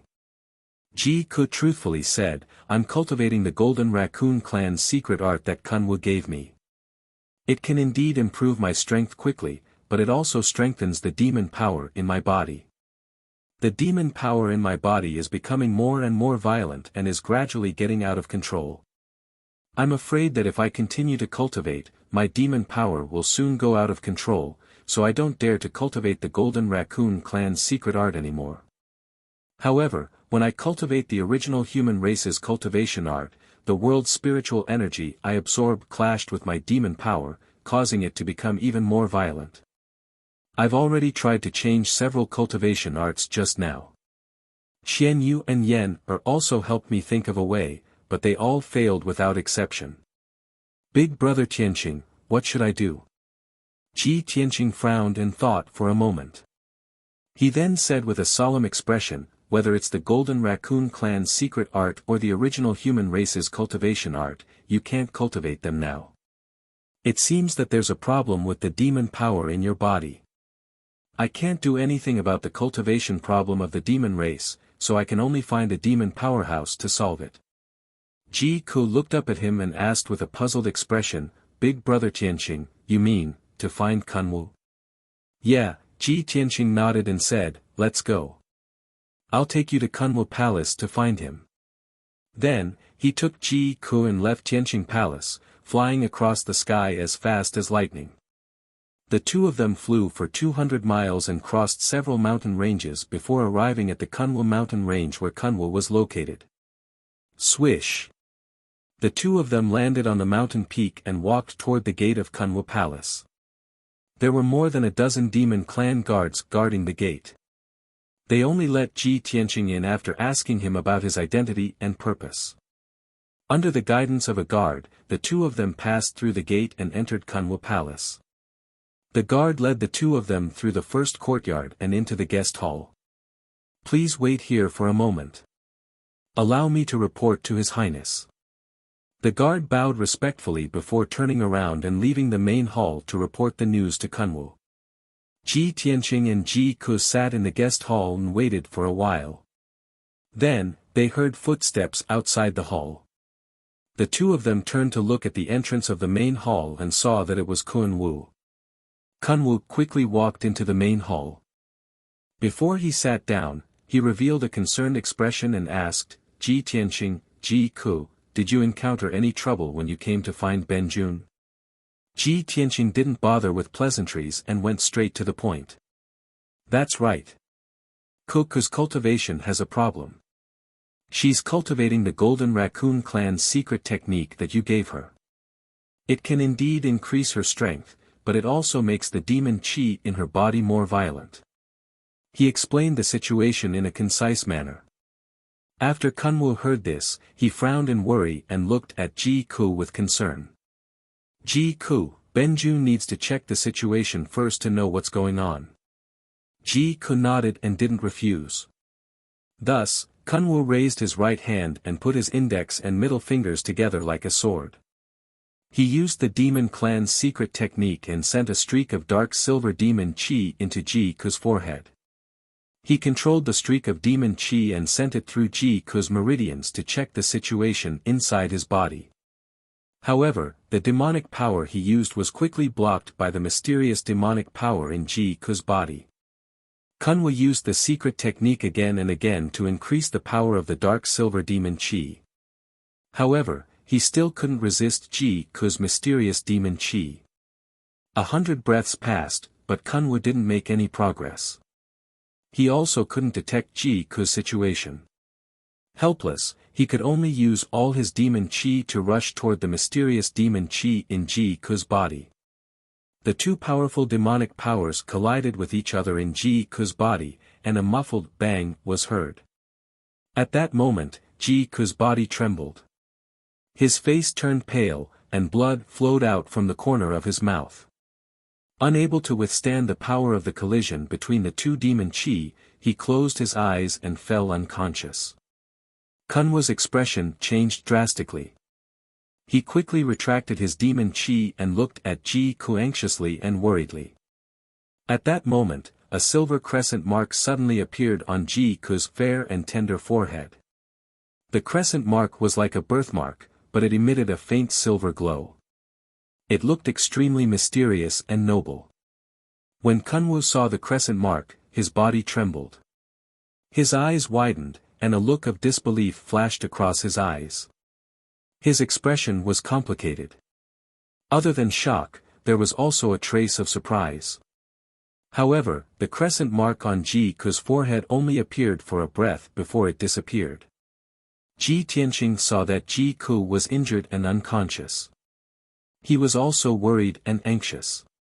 He quickly asked, Kunwu, what's going on? Kunwu only came back to his senses when he heard his shout. He quickly waved his hand and said, Ji Tianqing, don't worry too much. Ku is fine. She's just unconscious. Ji Tianqing frowned and looked at him. He asked again, how's the demon qi in Ku's body? Is there a way to solve it? Kunwu nodded solemnly and said in a serious tone, Ji Tianqing, I roughly know what's going on with the demon qi in Ji Ku's body. However, with my strength and methods, I'm still unable to solve the mysterious demon qi for her. If I want to solve her problem completely, I can only bring her back to the demon clan and ask Father to save her. Ji Tianqing frowned. Bring her back to the demon clan? Ask the demon emperor to save her? Kunwu saw that he was hesitating, so he persuaded, Ji Tianqing, Ji Ku's current situation isn't too serious. As long as my father helps, he can still save her. However, if we delay any longer, when the demon qi in her body completely breaks the seal, even the deities won't be able to save her. Then, there's really no way to save her. Ji Tianqing pondered silently for a moment. He then said solemnly, Kunwu, I'll remember what you said. When Ku wakes up, I'll pass on your words to her and let her consider and decide for herself. That's good too. Kunwu nodded and didn't say anything else. After that, Ji Tianqing carried the unconscious Ji Ku and left Kunwu Palace. After he and Ji Ku left, Kunwu was still sitting in the main hall. His eyes were fixed on the sky outside the hall. Kunwu's expression was somewhat complicated. After pondering for a long time, he muttered to himself, Little sister, is it really you? Are you back?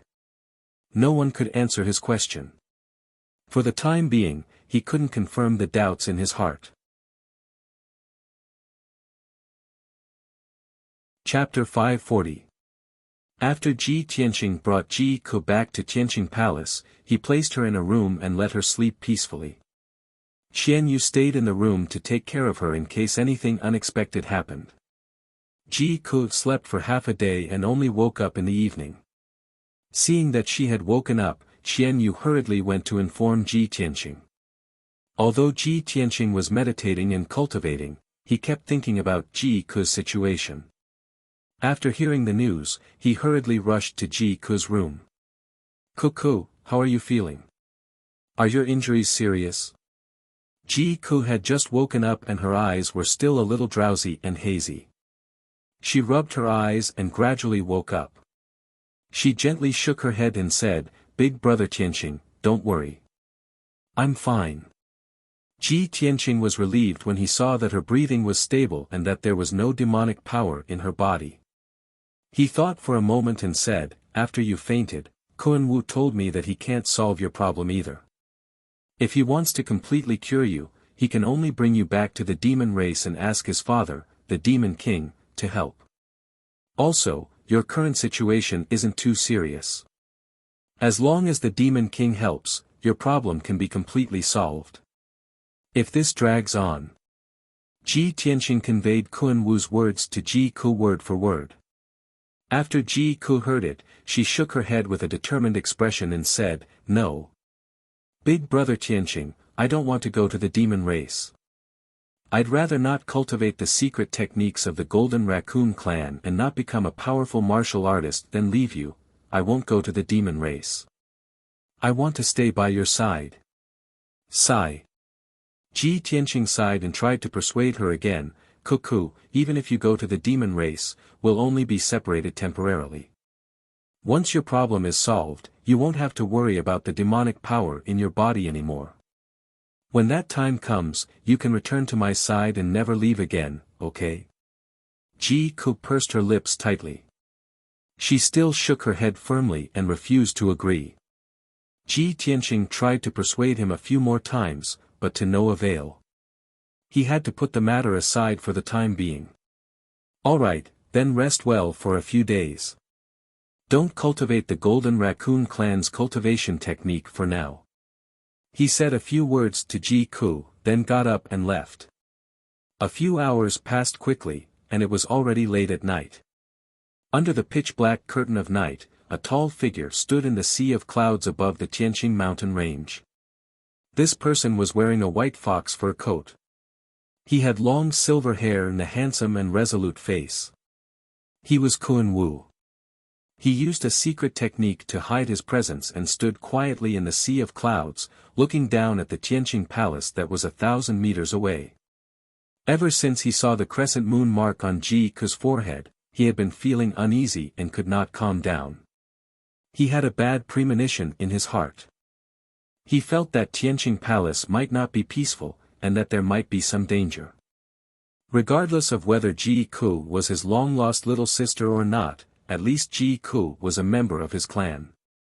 He was worried about Ji Ke's safety, so when night fell, he quietly came to the Tianqing mountain range and hid in the sea of clouds, silently looking at Tianqing Palace. As time passed, the curtain of night grew darker, and the cold wind in the sky grew more bitingly cold. At this moment, Kun Wu's hawk-like sharp eyes suddenly saw a flash of cold light under the curtain of night below. He focused his eyes and immediately saw it clearly. It was a vigorous black silhouette, holding a cold and frightening treasured sword in his hand. He was rushing through the forest as fast as lightning towards the heavenly palace. The black figure's presence was cold and powerful. He moved as fast as a flash of light and was silent. He was clearly a heavenly origin expert. Moreover, this person did not rush toward the main entrance of Tianqing Palace, but rushed toward the side of the palace. In a short span of a dozen breaths, he had crossed 1,000 meters and entered the forest on the side of the palace. He wanted to sneak into Tianqing Palace. Seeing this, Kun Wu frowned, and a cold glint flashed in his eyes. Just as he was about to warn the people in Tianqing Palace, he suddenly realized that another figure had suddenly appeared in the forest on the side of Tianqing Palace. It was also a heavenly origin expert dressed in black and wearing a mask. He was flying in the night sky with a pair of wings formed by his true essence. He waved the sword in his hand and slashed out a 5-colored light blade. Swoosh! The 5-colored sword light formed by his true essence was more than 10 meters long. It cut through the night sky as fast as lightning and slashed into the dark forest. With a muffled bang, the black figure that had sneaked into the forest was forced into the sky by the sword light. The two black figures confronted each other in the night sky above the forest. They did not need to speak and immediately began to fight with their swords. Swoosh! Swoosh! Swoosh! The two silently waved their swords and continued to display their unique sword skills. They began to fight in the night sky. Endless streams of sword light lit up the nearby night sky. The sharp sword chi and the fragments of light that burst out tore apart the dense forest around them, causing dust and wood chips to fly up into the air.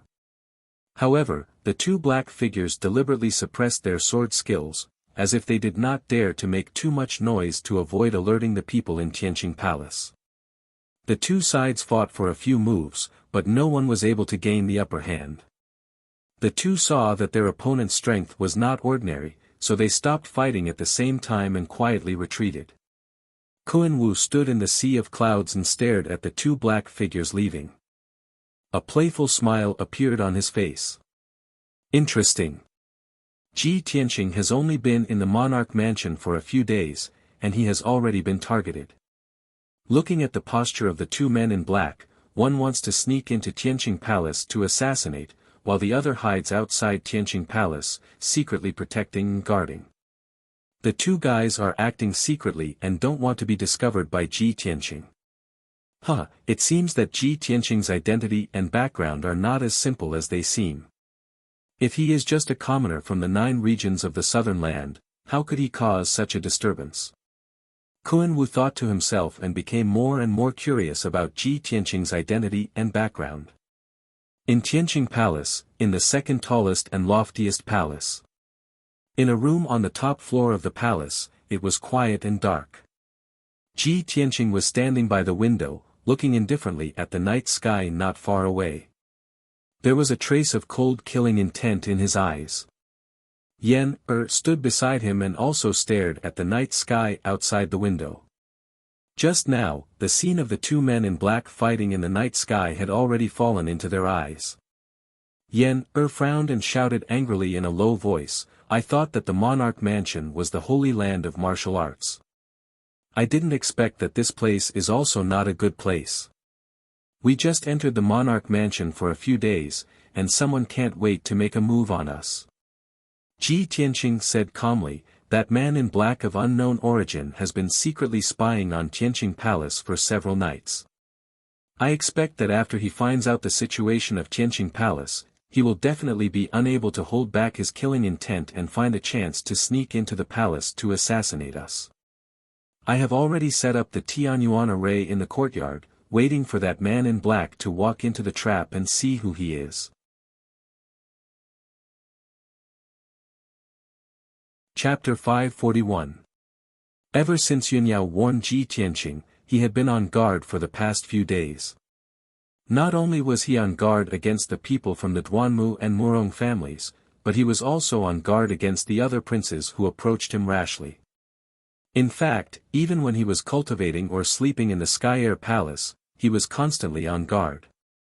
Although there weren't any guards or experts guarding the huge heavenly palace, there were still many of them. But in the past few days, he had set up powerful Tianyuan formations everywhere in the palace. With his attainments and formations, the Tianyuan formations he set up were very powerful. They were enough to fight and kill low-level Tianyuan powerhouses. The ubiquitous Tianyuan formations were much more effective than the guards. Of course, Yen knew about Ji Tianqing's plan and the deployment he had made over the past few days. He frowned and thought for a moment. Then, he whispered to Ji Tianqing, "Senior brother Tianqing, you've been planning for a few days and made sufficient preparations. It's a pity that the black-clothed assassin didn't manage to sneak in and was stopped by another black-clothed man. However, the second black-clothed man who appeared was lurking outside Tianqing Palace. He seemed to be protecting us and helping us block the assassin. I wonder who that person is. Or, who sent him here?" Ji Tianqing also looked puzzled. He nodded slightly and said, "That's right. We have to investigate the identity of the second black-clothed man as soon as possible. We don't have any other friends in the Emperor Palace other than Senior Sister. Who would secretly protect us?" Yen-er pursed his lips and thought for a moment. Then, he whispered, "Senior brother, the only answer I can think of is Senior Sister. I don't think anyone else would send anyone to protect us other than her, right?" Ji Tianqing pondered for a moment. Then, he shook his head and said, "Not necessarily. If Senior Sister wanted to help us, she could have just told us. Why would she send someone to protect us secretly? Besides, the second black-clothed man was a Tianyuan powerhouse. How could Senior Sister mobilize a Tianyuan powerhouse to protect us? She only has one Sky Origin Stage cultivator by her side and he is the leader of the guards arranged by the Cloud Spirit Palace. He only listens to the Cloud Spirit Palace." Yunyao had always been in the Sky Pillar sect, so she didn't have any trusted aides or guards by her side. Even if she wanted to mobilize Sky Origin Stage experts from Cloud Spirit Palace to secretly protect Tianqing Palace, the Yun family might not agree. Sky Origin Stage cultivators were not cabbages. Even in the ancient clans, they were the mainstays. How could they be ordered around? Yen-er listened to Ji Tianqing's explanation and immediately understood the key point. However, this made him even more confused. Senior brother Tianqing, if it wasn't eldest Senior Sister's men, then who could it be? Ji Tianqing frowned and shook his head, saying in a deep voice, "I can't think of anyone who would secretly help us. Now that we are in the open, those who want to deal with us and those who want to help us are all in the dark. The water in the imperial residence is getting muddier and muddier. We have to investigate it as soon as possible so that we can seize the opportunity." "Yes." Yen nodded with a firm expression, full of confidence in him. Ji Tianqing patted his shoulder and said in a deep voice, "That black-clothed assassin was stopped. He won't take the bait again tonight. Yen-er, go back and rest." After that, the two left the room and returned to their respective residences. Ji Tianqing returned to his room and sat cross-legged on his bed, silently cultivating.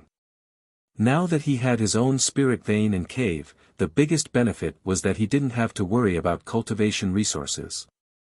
Tianqing Palace had an endless amount of spirit qi, which allowed him to cultivate with twice the result with half the effort. Even the burial of heaven in Kenshin's tomb could continuously absorb the spirit qi of heaven and earth to speed up the recovery of his strength. Tianqing Palace was located above the spring of the spirit vein, so the spirit qi was extremely abundant.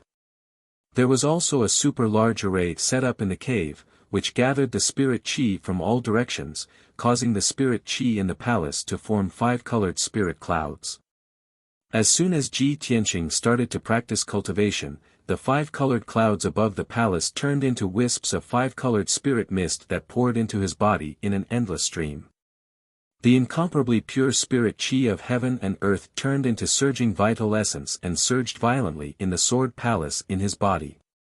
He cultivated the 8th level of the path of the sword heart. While constantly tempering the sword palace, he also allowed the sword embryo to gradually grow and strengthen, accumulating more and more vital essence. The 8th level of the path of the sword heart is to temper the body to the extreme and reach the limit of strength. Only when the body reaches the limit and is fully prepared can I cultivate the 9th level of the path of the sword heart and merge with the sword heart. In addition, I have to master the wood and earth elemental energy as soon as possible so that I can gather the power of the 5 elements and increase my strength faster. Ji Tianqing silently calculated in his heart. He had already made preparations and arrangements for his future cultivation plan and steps. After a while, he entered a state of emptiness and concentrated on cultivating, forgetting the passage of time. 2 days passed quickly. On the morning of the 3rd day, Ji Tianqing was still meditating in the room, surrounded by 5-colored spirit qi. At this moment, Yan came to the door and called softly, "Senior Tianqing, are you in the room? Senior Marshal Brother, here's an invitation for you." Ji Tianqing was awakened by Yan's voice. He ended his cultivation and opened his eyes. He was still sitting on the green jade bed. He waved his hand and released a ray of spirit qi to open the door. "Yan, what's the matter? Come in."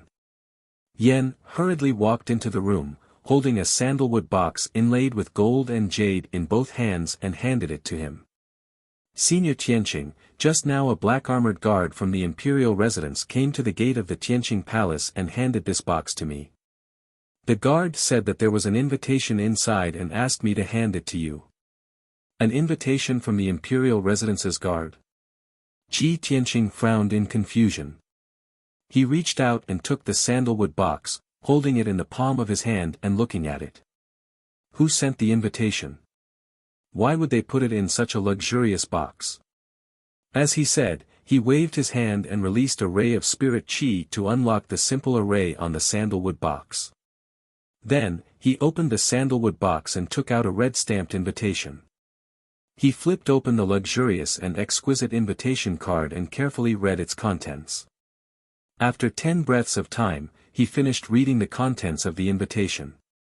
Suddenly, his face changed slightly and he frowned. Yan had been looking at him with a puzzled face. Seeing his strange expression, she couldn't help but ask, "Senior Tianqing, what's wrong? Who sent this invitation card?" Ji Tianqing closed the invitation, put it back into the sandalwood box, and put it into the space ring. He replied with a normal expression, "Long Yunxiao." "Long Yunxiao?" Yan became more and more confused and asked, "Hasn't the emperor been healing and didn't return to the imperial residence? Why did he send you an invitation?" Ji Tianqing got up and walked to the door. He said calmly, "In 3 days, he will choose a heavenly consort at the Enlightening Heaven Pagoda in the imperial court. He invited me to attend the ceremony." Yan's expression suddenly changed. She muttered in a serious tone, "What should come will come.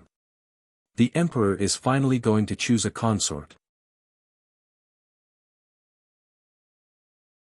Chapter 542.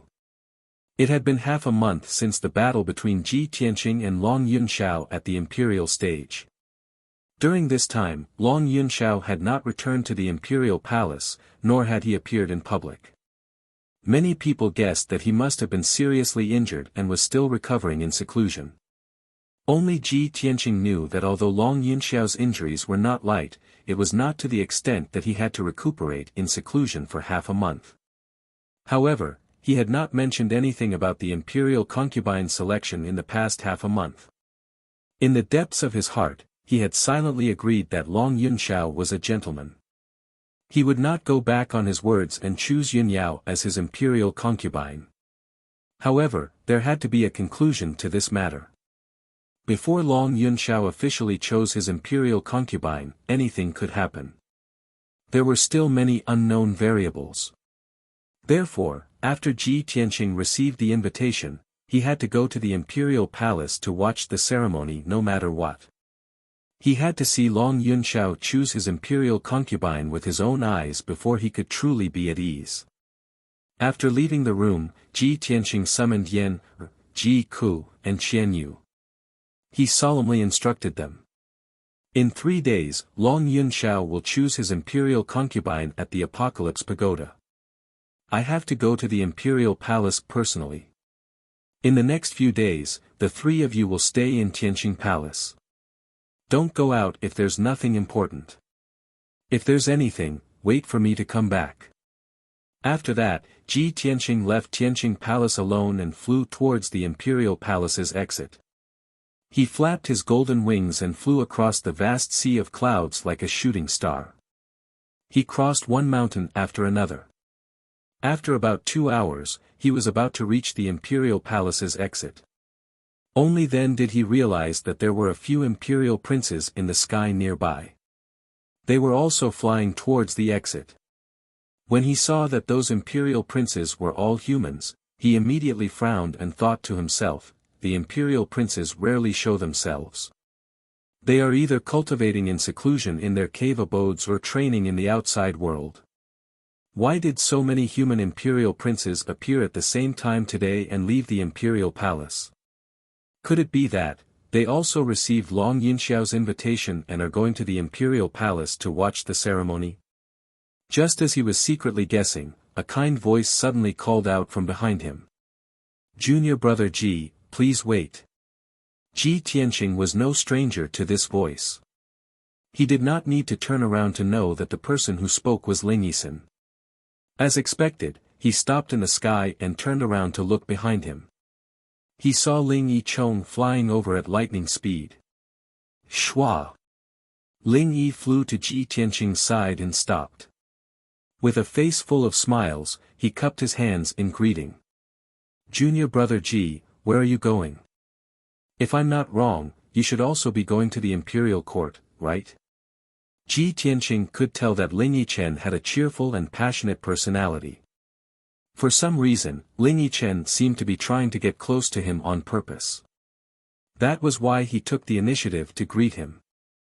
Fortunately, when Ling Yi was trying to worm his way into being friends with him, his expression revealed some sincerity, unlike Murong Lingfeng's hypocrisy. Therefore, Ji Tianqing nodded and said, "That's right, I'm going to the imperial court to observe the ceremony." Why, is senior brother Ling also going to the imperial court? Ling Yichong immediately smiled. He took out a sandalwood box from his spatial ring and said, what a coincidence.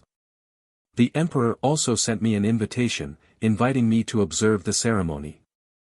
Yes, if I'm not wrong, the emperor might have sent invitations to the dozen or so princes of the human race. As he spoke, he pointed at the princes in the sky not far away. There were a total of 7 princes of the human race. 3 of them were moving alone, while the other 4 were moving in groups. Ji Tianqing glanced at the princes and said with a calm expression, "The emperor's selection of heavenly concubines is of great importance. It's only right for him to invite our princes to observe the ceremony. It's still very far from Central State City to the imperial court. I'm afraid of wasting time, so I'll take my leave first." With that, Ji Tianqing cupped his hands and bid farewell to Ling Yichong. He was about to turn and leave.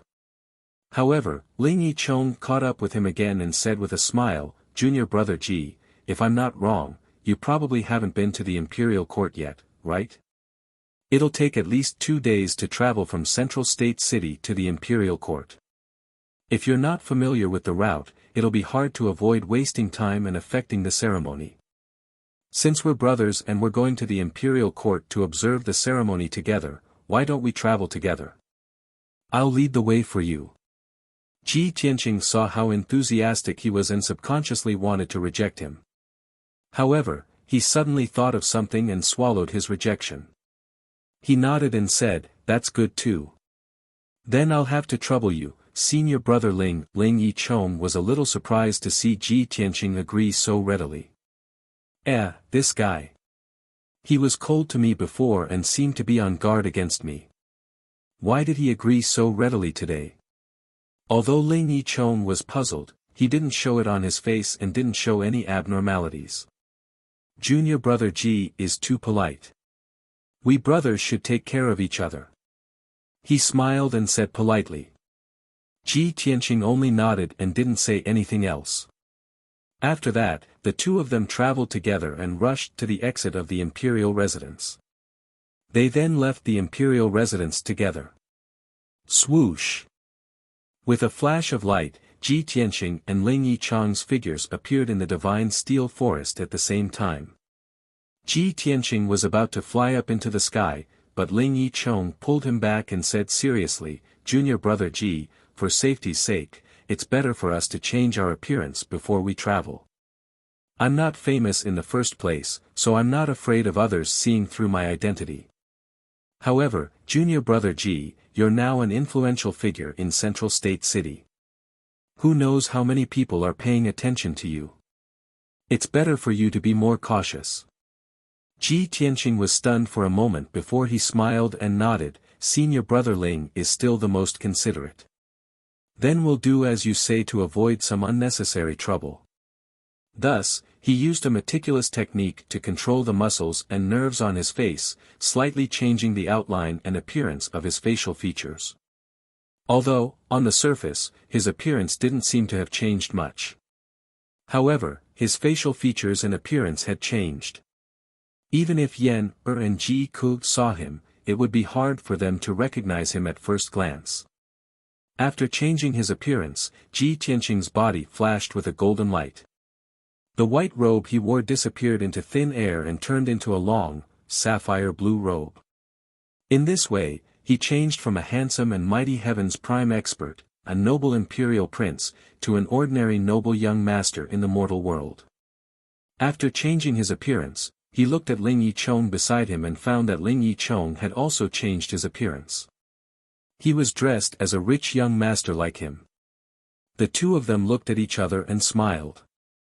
Then, they passed through the divine steel forest like a gust of wind and rushed towards the southern city gate of Central State City. Not long after the two of them left, several human imperial princes came out of the imperial residence one after another. However, these princes swaggered into the sky and flew towards the south at lightning speed. Chapter 543. Ji Tianqing and Ling Yicheng ran as fast as the wind in Central State City. On the surface, they looked like ordinary rich young masters in the city, with only the strength of the Origin Core realm. No one would have thought that they were both powerhouses of the divine Origin realm, and were unparalleled imperial princes. However, while they were rushing, they noticed that there were divine Origin realm powerhouses flying over their heads. They could recognize at a glance that those figures that were as fast as flowing light were the imperial princes of the human race who came out of the monarch mansion. Many commoners and martial practitioners in the city were alarmed by those imperial princes. They all looked up at the sky and discussed in groups of 3 to 5. Ling Yicheng smiled and said to Ji Tianqing, "Those fellows didn't hide their identities at all. Flying over so openly will definitely attract the attention and discussion of the commoners." Ji Tianqing nodded and didn't say anything. However, he thought to himself, if it's just being noticed and discussed by the commoners, then it's nothing. When I was in the monarch mansion, there were people who wanted to sneak into Tianqing Palace to assassinate me. Now that I'm out of the monarch mansion, those who want to deal with me won't let go of this opportunity. It was because he understood this that he listened to Ling Yichen's advice and changed his appearance. However, he was secretly puzzled. Why did Ling Yichen take the initiative to remind me to change my appearance? Does he know something? It'll take 2 days to get to the imperial court. I'll take this opportunity to observe this person. 2 hours later, Ji Tianqing and Ling Yichen passed through the South City Gate and left Central State City. After leaving Central State City, there were endless mountains and rivers outside the city. There were very few people. It was only then that Ji Tianqing and Ling Yichen flew high into the sky, flying south as fast as flowing light. The two of them flew high in the sky, crossing thousands of mountains and rivers along the way. They also passed by many villages and cities. During the journey, Ji Tianqing remained silent, secretly observing Ling Yichen. Ling Yichen didn't do anything out of the ordinary. As he flew, he was vigilant of his surroundings. He would occasionally chat with Ji Tianqing, but it was all about the monarch mansion. Unknowingly, a day had passed. In the evening, Ji Tianqing and Ling Yi had flown for an entire day. They had used up a lot of their true essence, so they were a little tired and sleepy. Thus, the two of them landed on the peak of a tall mountain and stopped to circulate their qi to regulate their breathing. This towering mountain was over 10,000 feet tall, surrounded by undulating mountain ranges and a vast, dark green primitive forest. The mountain peak beneath their feet was naturally covered by a lush forest. There were towering trees all around, and the ground was covered with waist-high weeds and thorny bushes. Ji Tianqing found a large millstone in the woods and set up a defensive formation around the large stone. Then, he sat on the large stone and circulated his energy to regulate his breathing. Ling Yi found a towering tree 100 meters away from him and sat on the treetop to meditate and cultivate. As the sun set, the sky darkened. Night was about to fall. Ling Yi sat on the treetop and meditated quietly for 2 hours. He used up 2 spirit stones and recovered most of his qi. He temporarily ended his cultivation and opened his eyes. His gaze passed through the lush foliage and looked at Ji Tianqing 100 meters away. Seeing Ji Tianqing circulating his qi to regulate his breathing without any distractions, as if he wasn't on guard against everything around him, he couldn't help but frown. Sigh. Outside of Central State City, his situation must be even more dangerous. Why does he seem to be completely unaware? Ling Yi muttered in his heart, feeling an inexplicable sense of worry. However, when he thought about it again, he felt that something was wrong. Ji Tianqing came from a humble background, but he was able to walk step by step until today. After experiencing so many dangers and crises, he can still live safe and sound. He's definitely not a reckless and careless person. Thinking like this, he felt a little more at ease. Then, he withdrew his gaze from observing Ji Tianqing and quietly released his spiritual sense to explore in all directions. His spiritual sense soundlessly enveloped a radius of 400 meters, monitoring the surrounding pitch-black night. Whether it was the poisonous insects hiding in the forest or the snakes and ants hiding underground, none of them could escape his spiritual senses probing. Seeing that the surroundings were quiet and that there were no abnormalities, Ling Yi felt relieved. However, at this moment, in the sky above the mountain peak, a dazzling cold light suddenly lit up and shot down like lightning. Swoosh! It was a 2-meter-long blue light that cut through the night like a meteor. In the blink of an eye, it arrived above the forest and pierced towards Ji Tianqing's head. Ling Yi immediately sensed that something was wrong. Looking carefully, he discovered that there was an icy blue flying knife the length of a chopstick in the 2-meter-long blue light. Although the flying knife wasn't big, it was a Heaven Origin grade treasure. It was indestructible and contained a terrifying power that could pierce through everything. The 2-meter-long blue light was actually the tail flame of the flying dagger. Junior Marshal Brother Ji, be careful. Ling Yi didn't have time to think. He immediately used his spiritual sense to warn Ji Tianqing. Almost as soon as his voice fell, Ji Tianqing, who was circulating and adjusting his breath, suddenly opened his eyes. At that moment, a cold killing intent flashed in Ji Tianqing's eyes. Like a cold sword light, it tore through the night in front of him. Swoosh! In the nick of time, a dark sword appeared in his left hand. His right hand held the hilt and pulled out the sword with a clang. Dragon soars from the ninth heaven. The moment the sword was unsheathed, a 10-meter-long cold sword light lit up and condensed into the shadow of a divine dragon. Roar! The divine dragon sword shadow let out a dragon's roar and slashed towards the night sky from below to meet the icy blue flying knife head-on. In a split second, the divine dragon sword shadow fiercely slashed at the icy blue flying knife. The sound of metal clashing against metal rang out. Clang! The 2-meter-long blue flame was shattered in an instant, and the heaven origin level icy blue flying dagger was sent flying back. The icy blue flying knife lost its support and tumbled towards the night sky in the distance. At this moment, a blue figure cut through the night sky and reached out to catch the icy blue flying knife. It was a thin figure wearing a blue robe with a veil over his face. His entire body was emitting an icy blue cold air. He stared at Ji Tianqing with cold eyes. His right hand surged with a majestic true essence and infused it into the icy blue flying knife. He shook his hand and threw the flying knife at Ji Tianqing. Swoosh! The icy blue flying knife's power once again soared to the limit. It tore through the night sky and shot towards Ji Tianqing with a 2-meter-long icy blue tail flame. Ji Tianqing raised his eyebrows. He stared at the blue-robed assassin in the night sky and sneered. Humph! Finally willing to show yourself? At the same time, Ling Yi flew towards Ji Tianqing with a black sword in his hand. He wanted to help him deal with the blue-robed assassin.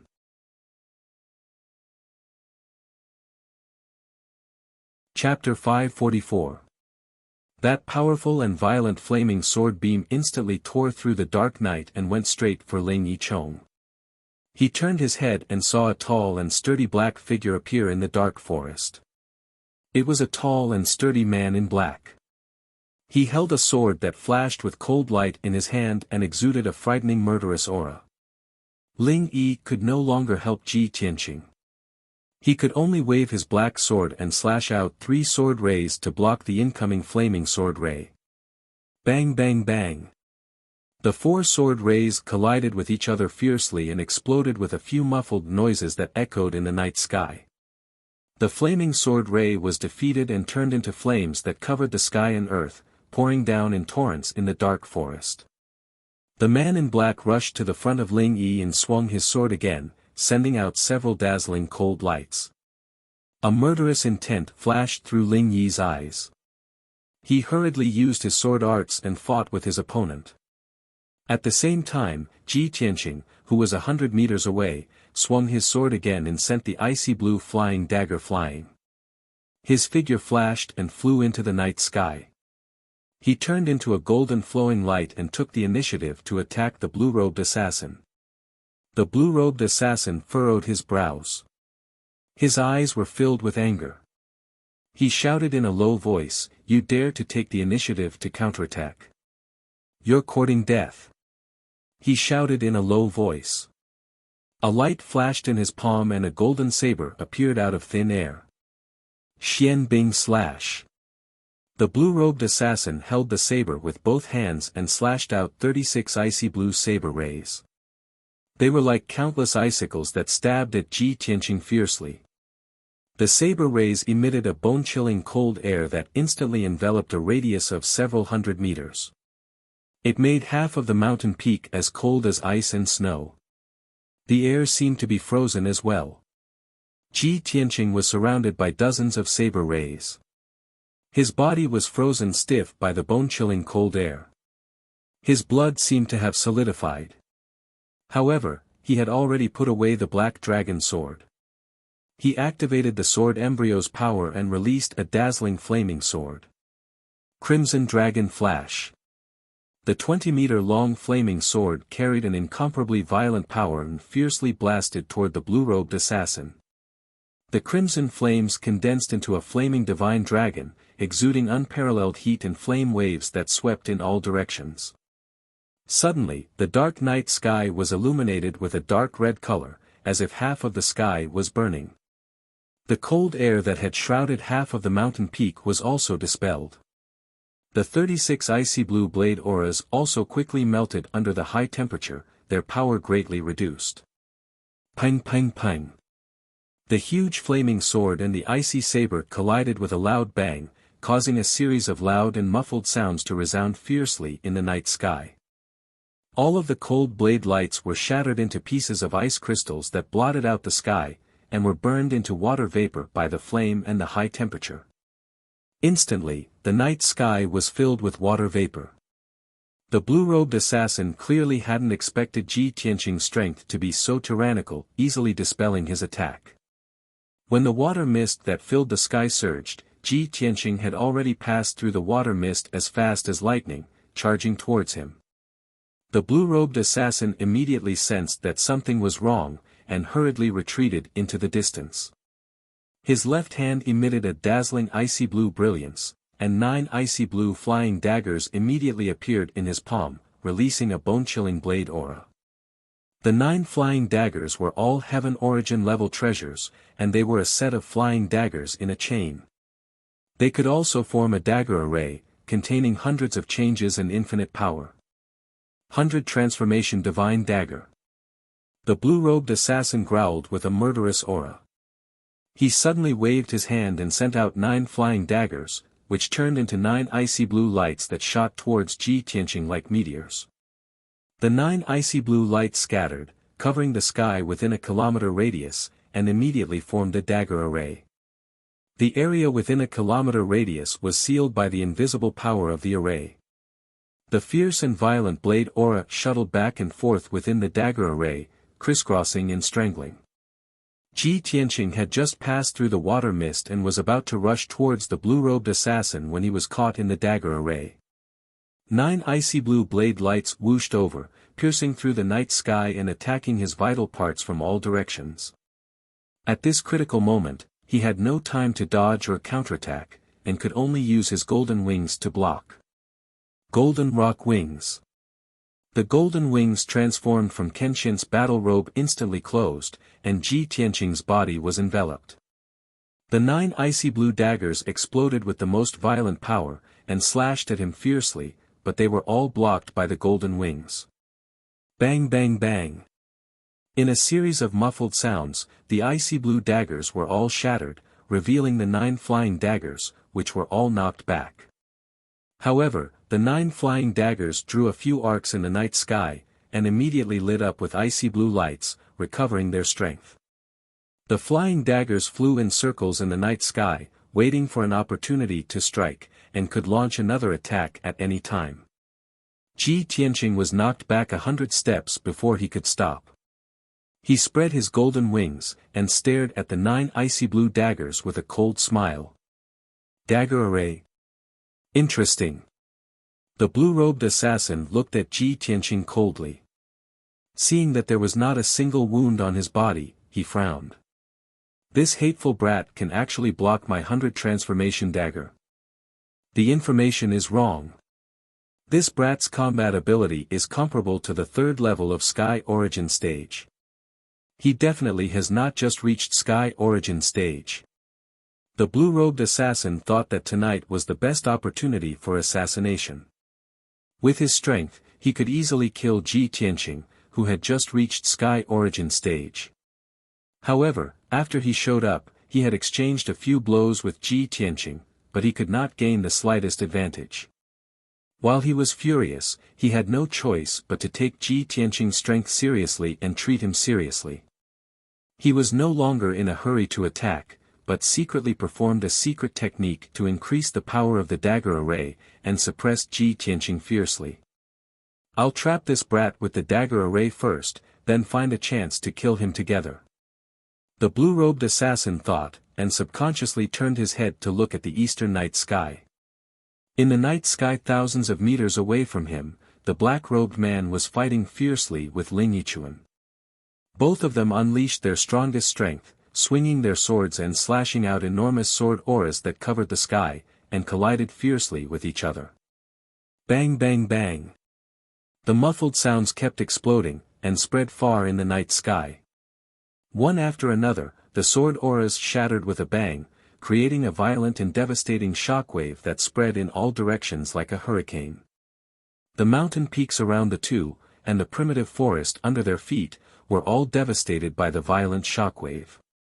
Many enormous ravines and pits appeared. Obviously, the black-robed man and Ling Yichuan were evenly matched in strength. It would be difficult to determine the winner in a short time. The blue-robed assassin was still hoping that the black-robed man would finish off Ling Yichuan as soon as possible, and join forces with him to kill Ji Tianqing. Now it seemed that the black-robed man could not be counted on. If he wanted to kill Ji Tianqing, he could only rely on himself. The blue-robed assassin turned back to look at Ji Tianqing. He waved his hand and shot out streaks of icy blue light into the dagger array. The power of the dagger array suddenly increased, releasing thousands of icy blue dagger lights that shot toward Ji Tianqing like a rain of arrows. Ji Tianqing dodged and blocked the attacks, but his eyes were shining with wisdom and calmness. He was observing the dagger array, and quickly looking for a flaw in the dagger array. After a short 10 breaths, a bright light suddenly flashed through his eyes, and a cold smile appeared on the corner of his mouth.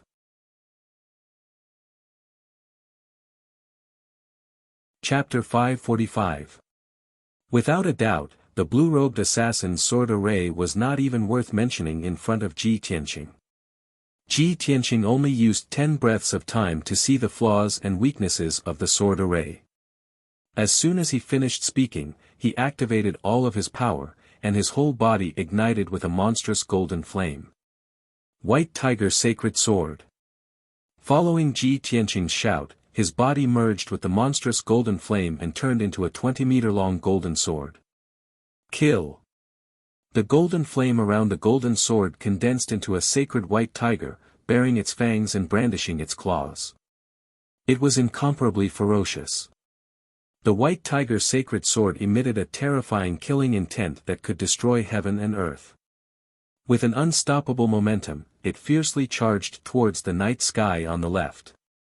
Although this sword was not aimed at the blue-robed assassin, but at the empty night sky, it seemed a little baffling. However, when the blue-robed assassin saw this unparalleled killing sword, his expression changed drastically. His eyes revealed a deep shock. How could he see the flaws of the sword array in such a short time? The blue-robed assassin boasted of his great attainments in array Dao. Combining array Dao and sword arts to form a sword array was his most prized skill. However, he did not dare to believe that the 100 transformation sword array, which he relied on to become famous, could be seen through so easily by Ji Tianqing. At the critical moment, he hurriedly controlled the sword array, wanting to operate the array to hide the flaws and weaknesses of the sword array. However, it was all too late. Boom! The white tiger sacred sword was like a meteor streaking across the night sky. It instantly pierced the flaw of the sword array, and an earth-shattering explosion erupted. It lit up with an overwhelming icy blue light. Under the impact of the unparalleled sharpness, a huge hole was instantly blasted open in the 100 transformation sword array. A huge gap was torn open. The 100 transformation sword array was heavily damaged and immediately collapsed. The 9 icy blue flying daggers lost their support and instantly became dim. They fell from the sky powerlessly. However, the blue-robed assassin did not have time to care about the 9 flying daggers. He stared at the white tiger sacred sword in fear and desperately retreated. This was because after the white tiger sacred sword shattered the saber formation, its power was still undiminished as it ruthlessly charged towards him. The white tiger sacred sword had locked onto his aura. No matter where he ran or how he changed directions, he would not be able to escape the white tiger sacred sword's pursuit. Shwa! In the blink of an eye, the white tiger sacred sword streaked across the night sky and struck the blue-robed assassin, submerging his figure. Boom! Amidst a deafening explosion, the blue-robed assassin was sent flying, blood spurting from his mouth. His figure drew an arc in the night sky and fell into the valley 1,000 meters away. The white tiger sacred sword also dissipated, and Ji Tianqing's figure appeared, standing proudly in the night sky. He stared at the blue-robed assassin falling from the sky and murmured to himself, "Is this an ordinary sky origin stage cultivator? He is even weaker than Long Yun Xiao, who is at the second level of sky origin stage." Even though he still didn't know the identity of the blue-robed assassin. However, there was one thing that he was certain of. The blue-robed assassin was definitely not a crown prince from the monarch mansion. After all, the crown princes who could enter the monarch mansion were all peerless geniuses. They were outstanding cultivators with all kinds of secret skills. For example, Long Yun Xiao, who was at the second level of sky origin stage, could easily defeat an ordinary sky origin stage cultivator. Every crown prince was a genius cultivator who could challenge cultivators who were at a higher level than them. At this moment, the blue-robed assassin who was about to fall into the valley flew back to the sky with a flash of cold light. Shwa! The blue-robed assassin flew back to the sky and stood 1,000 meters away from Ji Tianqing. He stared at Ji Tianqing with hatred in his eyes. There was a bowl-sized hole in his abdomen. Blood was gushing out from the hole. Blood was also flowing out from his nose and mouth, dripping onto his blue robe. "Kid, I have underestimated you. However, you will still die tonight." The blue-robed assassin shouted with a ferocious face. His hoarse voice was filled with hatred and killing intent. He held his saber with both hands, and his body was burning with an icy blue flame. He exploded with a terrifying aura. 5 Qis converge. He did not hesitate to use 70% of his true origin to use this secret skill, which doubled his combat power in a short period of time. Suddenly, the blue-robed assassin's body expanded, and the saber in his hand shone with a dazzling cold light. Hurricane Ice Dragon Slash. He roared with a thunderous voice. He held his saber with both hands and slashed at Ji Tianqing with all his might. Shwa! A 30-meter-long Frost Divine Dragon appeared. The Frost Divine Dragon formed by the saber radiance shone with a dazzling icy blue light, illuminating the night sky. It was emitting a bone-chilling cold that covered the entire sky above the mountain. The Frost Divine Dragon stretched out its claws and opened its mouth. It rushed toward Ji Tianqing with an icy hurricane that swept across the sky. Ji Tianqing's aura was locked. He could not dodge or run away. He could only block or fight back. At this critical moment, he raised his left arm without hesitation and activated the red flame primordial fire. Burning Sky Palm.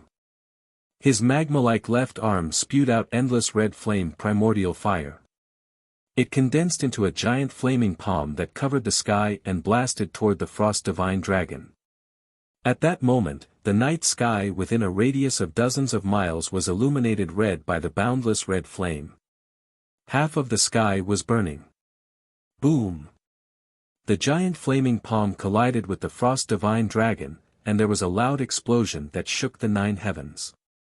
An invisible sound wave exploded, shaking the mountains and the ground within a radius of 50 miles.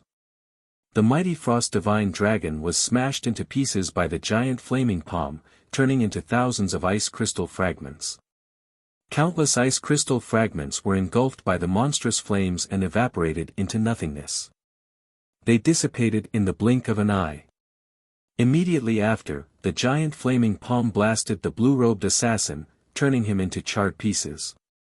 The giant flaming palm wrapped around his corpse and blasted a 1,000-foot mountain 5 miles away. With a loud boom, the 1,000-foot mountain was shattered on the spot, turning into scorched ruins. Endless dust and gravel mixed with the flames rushed into the sky, covering a radius of dozens of miles. The earth and mountains around the ruins trembled violently, and huge ravines appeared on the ground. The surging red flame exploded, drowning the dozens of nearby mountains and turning them into a boundless sea of fire. Such an earth-shattering commotion lasted for a full quarter of an hour. The monstrous fire burned for a long time before gradually dissipating. After a long time, when the flames that covered the sky dissipated, Ji Tianqing's figure was revealed. He stood in the sky unscathed, gazing at the scorched ruins 5 miles away, and muttered regretfully. Unfortunately, that guy has been blasted into pieces. I can't figure out his identity. At this time, Ling Yi flew over like a stream of light and landed beside him. When Ling Yichen saw that the surrounding mountain peaks had shattered and that the area of several dozen miles had turned into scorched earth and ruins, his face was instantly filled with shock.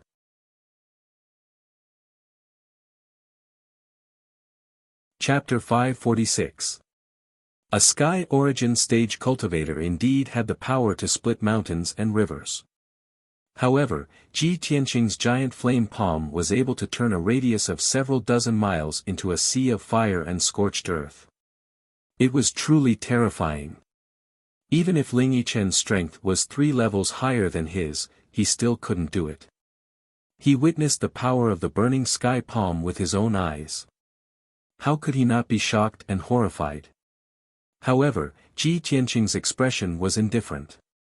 His eyes were as calm as ever. He turned his head to look at Ling Yichen beside him and asked, "Senior brother Ling, where's that black-clothed man?" Ling Yichen was startled for a moment. He revealed an embarrassed smile and explained, "That black-clothed assassin's strength has reached the 4th level of Sky Origin Stage. He's on par with me. I fought with him for more than 10 moves, but it was still difficult to determine the victor. Although I had the upper hand, it was still very difficult to defeat him in a short period of time. It just so happened that you used that burning sky palm. Its power was too terrifying." Both the black-clothed man and I hurriedly dodged. In the chaos, the black-clothed man saw that the situation wasn't good and fled. Ji Tianqing nodded and said with a solemn expression, "In that case, we still can't figure out who sent the 2 assassins even though we fought with them." A trace of self-blame flashed through Ling Yichen's eyes. He hurriedly comforted him, "Junior brother Ji, I've already memorized the black-clothed man's aura. If I meet him again, I'll definitely be able to recognize him." That's good too." Ji Tianqing nodded slightly and said with a calm tone, "Senior brother Ling, 1 assassin is dead, and the other has escaped. The other party probably won't make any more moves tonight. Let's leave this place first and find a safe place to rest for a while." Ling Yichen naturally nodded in agreement. He followed him into the night sky and continued to fly towards the south. The 2 of them flew through the night sky as fast as lightning, chatting with each other through spiritual sense as they hurried along. Ji Tianqing looked calm on the surface, but he was probing Ling Yichen indirectly. He asked, "Senior brother Ling, you seem to have guessed that there were assassins who wanted to assassinate us."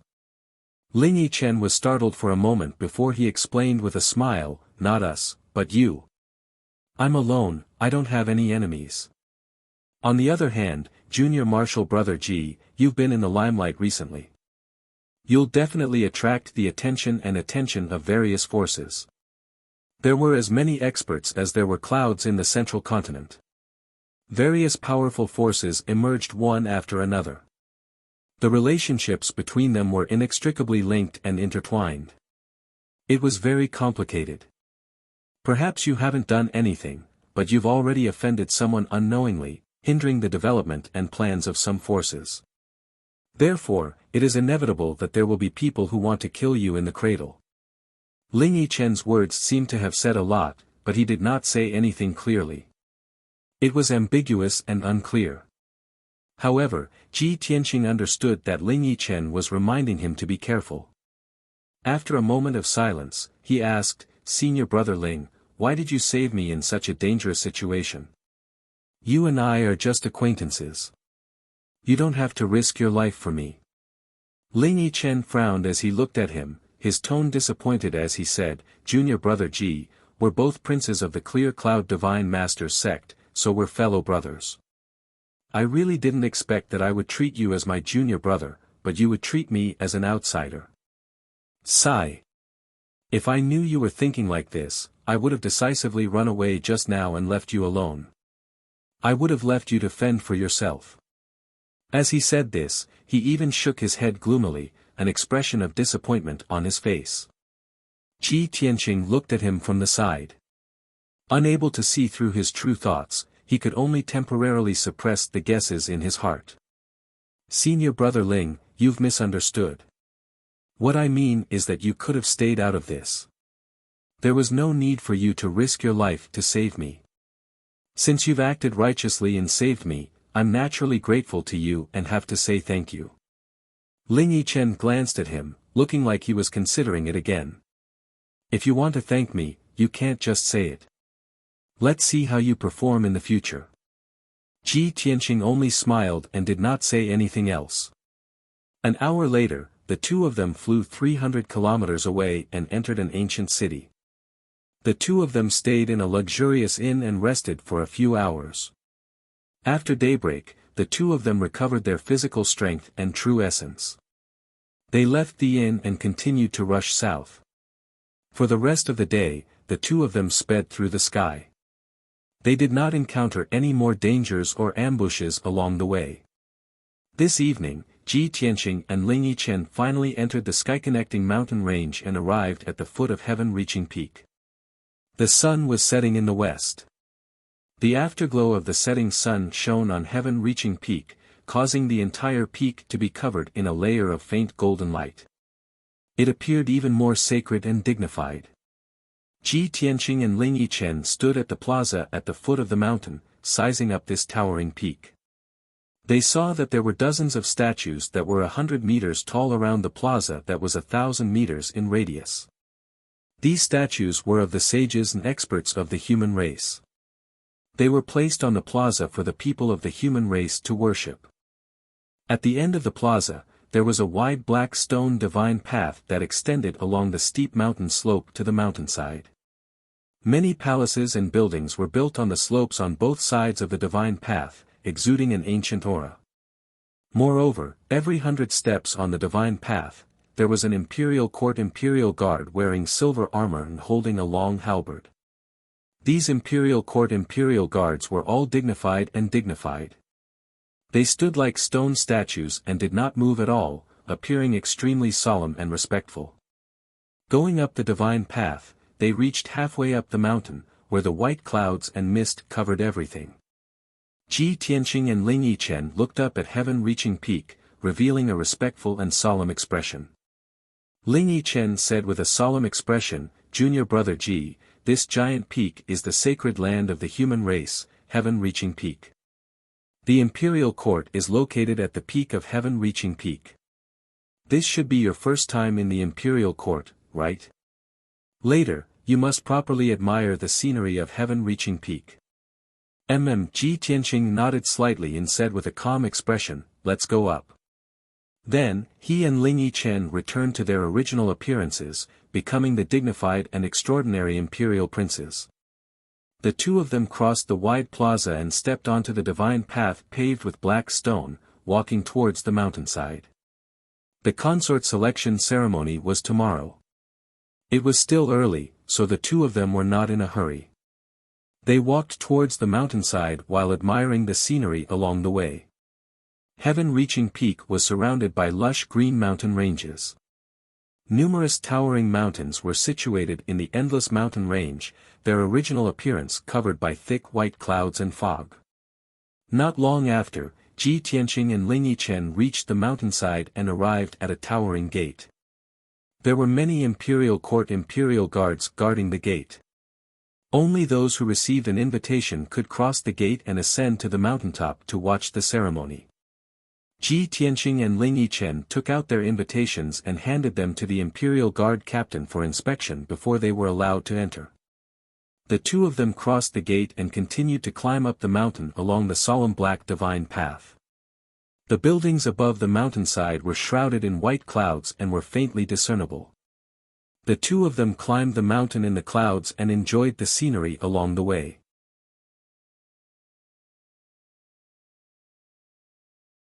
Chapter 547. When night fell, Ji Tianqing and Ling Yi climbed to the peak of the mountain. On the 10,000-meter-high peak, the wind was biting cold, and the clouds were surging. Several magnificent palaces stood on the peak of the mountain, as if they had existed since ancient times, exuding a majestic and solemn aura. 3 palaces, 9 halls, and 18 courtyards formed the holy land of the human race, the imperial court. These palaces and courtyards were very vast and luxurious, not like the residences of humans, but more like the palaces of the gods in heaven. Ji Tianqing stood on the vast square in front of the palace, staring at the palace of heaven and earth across the square, and felt the sacred aura coming from it. He observed silently for a while, and could vaguely see that the palaces and courtyards in the imperial court were arranged in a special pattern and position. It contained the changes and mysteries of heaven and earth, the sun, the moon, and the stars. The entire imperial court sat on heaven-reaching peak, with the domineering aura of an emperor looking down on heaven and earth, and the majesty of a god looking down on all living things. Even in the dark night, the entire imperial court flashed with golden light, as dazzling as the sun. On the huge square in front of the palace, there were rows of imperial court guards in silver armor standing around. Many luxuriously dressed and dignified human experts and powerhouses were walking through the square in groups, toward the side palace of the Palace of Heaven and Earth. All the guests who had received the invitation and came to watch the ceremony were gathered in the side palace, and there were bursts of laughter and cheers. Ji Tianqing and Ling Yi followed the guests who had just climbed to the peak, and walked to the side palace at a moderate pace. When the two entered the side palace, they saw that there were hundreds of guests gathered in the brightly lit main hall. These dignified and powerful guests were all powerhouses or leaders of the human race's major forces. Everyone was holding wine cups, and gathered in groups of 3 to 5, either exchanging greetings or chatting enthusiastically. The long tables around the hall were piled high with fine wine and delicacies for the guests to take as they pleased. The air was filled with the fragrance of food, spirit fruits, and wine. To the powerhouses of the human race, it was an extremely honorable thing to be able to come to the imperial court to watch the ceremony. Not only would they be able to broaden their horizons, but they would also be able to interact and get to know many other experts of the same path. Therefore, many of the guests cherished this rare opportunity and went around chatting with others. When Ji Tianqing and Ling Yi walked into the main hall, many guests noticed them and turned their heads to look at them in surprise. It wasn't strange that a large number of Sky Origin stage cultivators had gathered in the imperial court tonight. However, it was rare to see 2 Sky Origin stage cultivators as young as them. Moreover, both of them had dignified appearances, and their auras were noble and dignified. With a single glance, one could tell that they were genius experts from top forces. Instantly, many people guessed their identities. Their expressions changed slightly, revealing looks of awe and envy. An Imperial Guard captain in golden armor quickly walked in front of the two of them. The guard captain bowed to the two of them and asked respectfully, "May I ask if the two of you are from the Imperial residence?" "That's right." "Yes." Ji Tianqing and Ling Yi both nodded in acknowledgement. The guard captain hurriedly pointed to the stairs on the left side of the main hall and said respectfully, "His Majesty the Emperor has instructed to invite the 2 princes to rest on the 2nd floor." Ji Tianqing and Ling Yi passed through the spacious main hall and walked towards the stairs. Many people in the main hall saw this scene and looked at the two of them with complicated eyes and expressions. They began to discuss in low voices. The guests who are qualified to go to the 2nd floor seem to be the princes of the imperial residence, right? I guessed right. Those 2 are indeed the princes. No wonder their auras are so extraordinary. More than a dozen princes went upstairs earlier. Now that 2 more have come, almost all the princes of the human race are here, right? To be able to see so many princes in this trip to the imperial court to watch the ceremony, this trip is really worth it. Many human powerhouses looked at Ji Tianqing and Ling Yicheng with eyes full of envy and admiration. Their voices were also somewhat excited and emotional. After a while, Ji Tianqing and Ling Yicheng went up to the second floor and entered a brightly lit but quiet and elegant living room. This living room was much smaller than the main hall on the first floor, but the decorations were more exquisite and luxurious. Obviously, it was used to entertain truly important guests. In the middle of the main hall, there was a huge table that was 20 meters long and more than 3 meters wide. On top of it were delicacies and fine wine. More than a dozen human princes were gathered in groups of 3 to 5. They held wine glasses in their hands and whispered to each other about something. Unlike the guests in the main hall on the first floor, these princes were arrogant, confident, and reserved. Even if they were gathered together with people who were familiar with each other, they would not talk loudly or laugh. The prince's words and actions were full of noble demeanor. When Ji Tianqing and Ling Yicheng entered the living room, more than a dozen princes turned their heads to look at the two of them.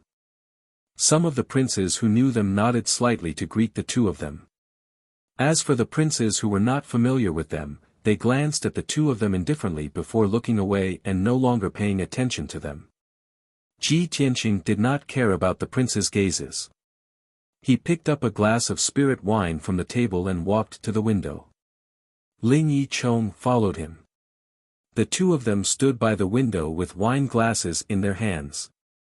They enjoyed the cool night breeze and admired the night view outside the window while talking to each other softly. At this moment, Ji Tianqing saw that two princes were already standing by the two windows not far away. The two of them did not belong to the same group. While they were drinking alone, they were also silently looking at the night sky and sea of clouds outside the window. Ji Tianqing took a closer look and realized that the two princes were not humans. The prince on the left was from the demon clan. She was a princess with a slim figure and a seductive temperament. The prince on the right was from the water clan. He was a young man who wore a purple robe and was as tall and sturdy as an iron tower. This person's face was resolute and powerful, and he had a valiant temperament. A golden dragon horn protruded from his forehead, and his exposed skin was also covered in fine scales. Ji Tianqing was not unfamiliar with the two princes. He still had some impressions of them. He knew that the seductive princess of the demon clan was called Fox Princess. She was the third princess of the monarch residence. The burly water prince with a horn on his forehead was the first prince of the monarch residence, Tai Yi. When Ji Tianqing took the risk to sneak into the monarch residence, he happened to see Divine Master Black Feather and many other princes having a meeting. During the meeting, both Fox Princess and Tai Yi spoke up. They had different opinions and argued for a while. At this moment, Ling Yicheng saw that he was secretly sizing up Fox Princess and Tai Yi. He used his spiritual sense to explain, "Junior Martial Brother Ji, these two princes are Fox Princess of the Demon Clan and Tai Yi of the Water Clan. The Emperor's concubine selection has attracted the attention of all races in the world. Not only have the princes of the Human Clan been invited, but the Demon Clan and the Water Clan will also send a prince as a representative to attend the ceremony."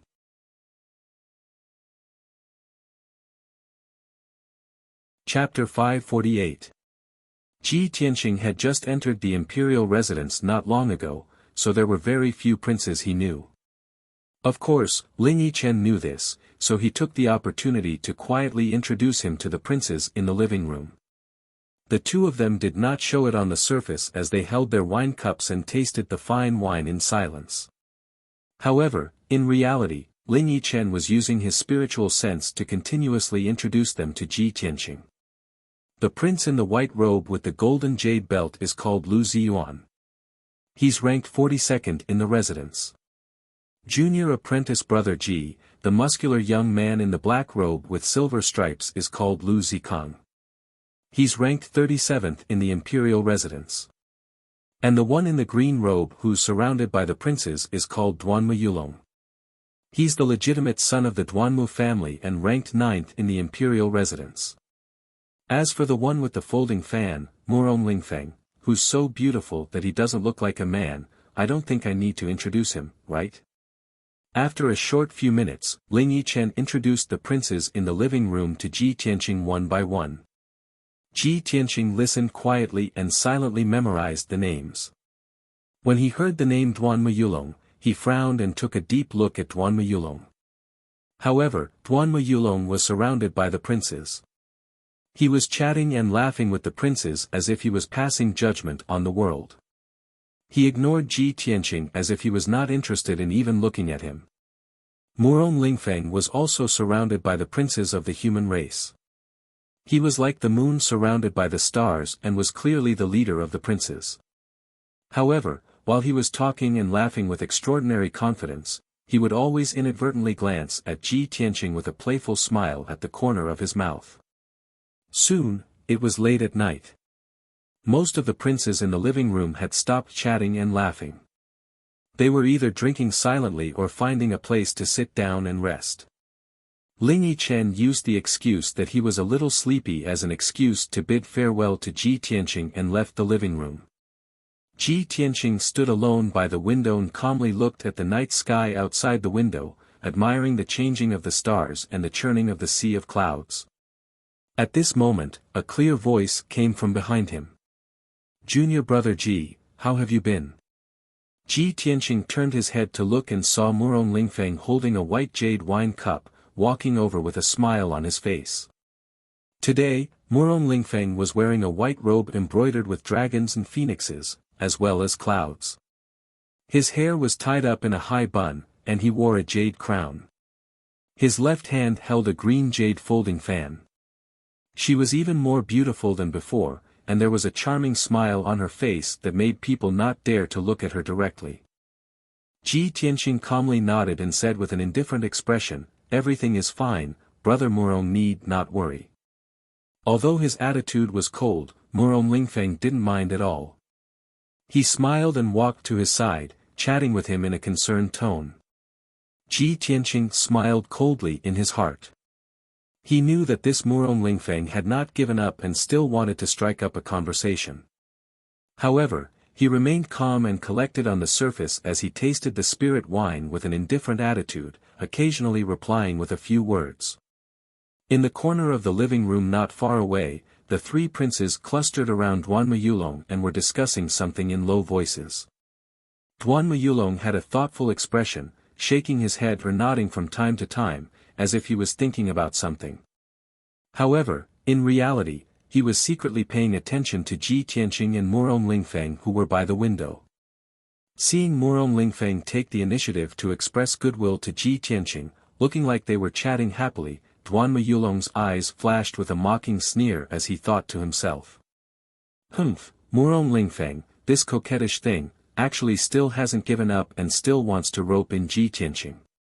He doesn't know that the Lord has already given me a secret order to get rid of Ji Tianqing as soon as possible. Humph, it seems that the Lord still thinks highly of me." Thinking of this, Duanme Yulong was somewhat pleased with himself. When he looked at Ji Tianqing again, his eyes became somewhat cold. "Damn Ji Tianqing, you actually came to the imperial court alive. Yesterday, you brat, you were lucky enough to escape a calamity, but you also caused me to lose a capable subordinate. However, after you leave the imperial court, I won't let you return to the imperial court alive." By the window, Murong Lingfeng and Ji Tianqing chatted for a long time. He found a few excuses to rope in Ji Tianqing. However, Ji Tianqing was not moved at all. His attitude toward Murong Lingfeng was very cold and indifferent. Murong Lingfeng cursed in his heart, but he could only give up for now. He smiled and said goodbye before leaving with his wine cup. After that, no one disturbed Ji Tianqing anymore. He had been standing by the window, staring at the night sky outside, thinking about something in silence. Before he knew it, a night had passed. The sky outside the window was bright, and a red glow appeared in the depths of the sea of clouds. A new day had arrived. Today was the day that the emperor would choose his heavenly consort. At this moment, many thearchs left the living room one after another. They walked in groups of 2 or 3 as they rushed to the Apocalypse Tower. Ling Yi, who had disappeared for half the night, appeared next to Ji Tianqing again. The two of them left the living room together and followed the crowd to the Apocalypse Tower. The Apocalypse Tower was located in the depths of the Imperial Court, behind the Palace of Heaven and Earth and the Palace of Heaven and Earth. It was a majestic golden pagoda that was 1,000 meters tall. It stood on the empty ground near the cliff. Ji Tianqing and Ling Yi left the side hall. They followed the main road and passed through 2 courtyards and palaces before finally arriving at the Apocalypse Tower. Under the sacred and majestic Apocalypse Tower, there were more than 100 Imperial court guards guarding the empty ground. The doors of the Apocalypse Tower were already open. Many guests entered the pagoda excitedly and expectantly. Ji Tianqing followed the guests and the thearchs into the Apocalypse Tower. They followed the spiral staircase and climbed to the top of the pagoda. While climbing the pagoda, Ling Yi didn't forget to introduce the pagoda to Ji Tianqing. This Apocalypse Tower has 9 floors and is 999 meters tall. It's one of the most important buildings in the Imperial Court. Whenever the Imperial Court wants to hold a grand ceremony, it will be held at the Apocalypse Tower. It will be reported to the heavens and announced to the world. Only then will it appear sacred and solemn. 15 minutes later, the two of them reached the top of the Apocalypse Tower and arrived at the vast altar at the top. This flat, circular altar had a radius of 500 meters and could accommodate thousands of people to observe or hold ceremonies on the platform. There was a 2-meter-tall fence around the altar. It was made of heavenly star white jade and had lifelike patterns carved on it. It also contained a majestic array formation energy. In the center of the altar was a 100-meter-tall trapezoidal altar. It was made of thousands of pieces of stellar true gold and hundreds of gems. This extraordinary altar that contained a powerful and mysterious power was the Apocalypse Sacred Altar. Legend had it that the human thearch who controlled the 9 cauldrons could use the power of the Apocalypse Sacred Altar to reach the will of the heavens and win the hearts of the people. It could receive the will of the heavens and bring blessings to billions of people. Ji Tianqing stood on the vast altar like the other guests. He looked at the Apocalypse Sacred Altar with a solemn expression. He couldn't help but feel respect for it.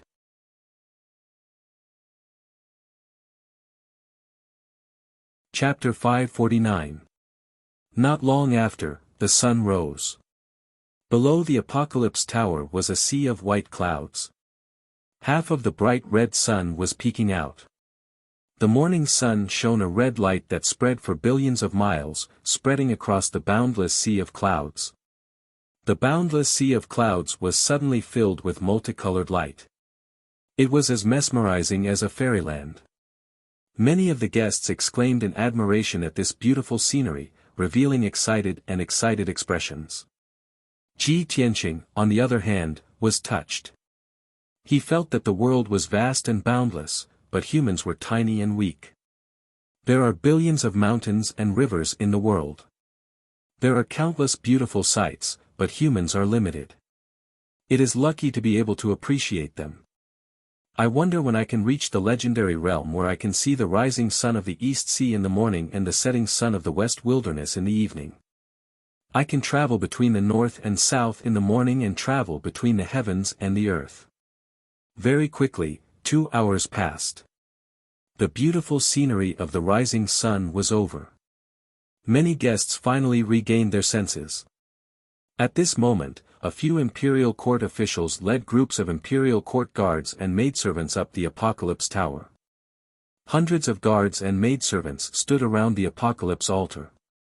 They looked sincere and solemn. Everyone knew that the auspicious time was approaching. The Emperor's concubine selection ceremony was about to begin. At this moment, a white-haired elder in a white robe and holding a golden horsetail whisk flew over from the sea of clouds. The elder's robe fluttered in the wind. He stepped on the clouds as if he was walking on flat ground. Everyone on the altar looked at him one after another. When they saw his sage-like and otherworldly appearance and temperament, they were all stunned. Many people looked at him with respect. They only thought that he was an old immortal who had descended from the heavens. Swoosh! The white-robed elder held the horsetail whisk and landed on the apocalypse altar. He was spotlessly clean, and his aura was deep and vast.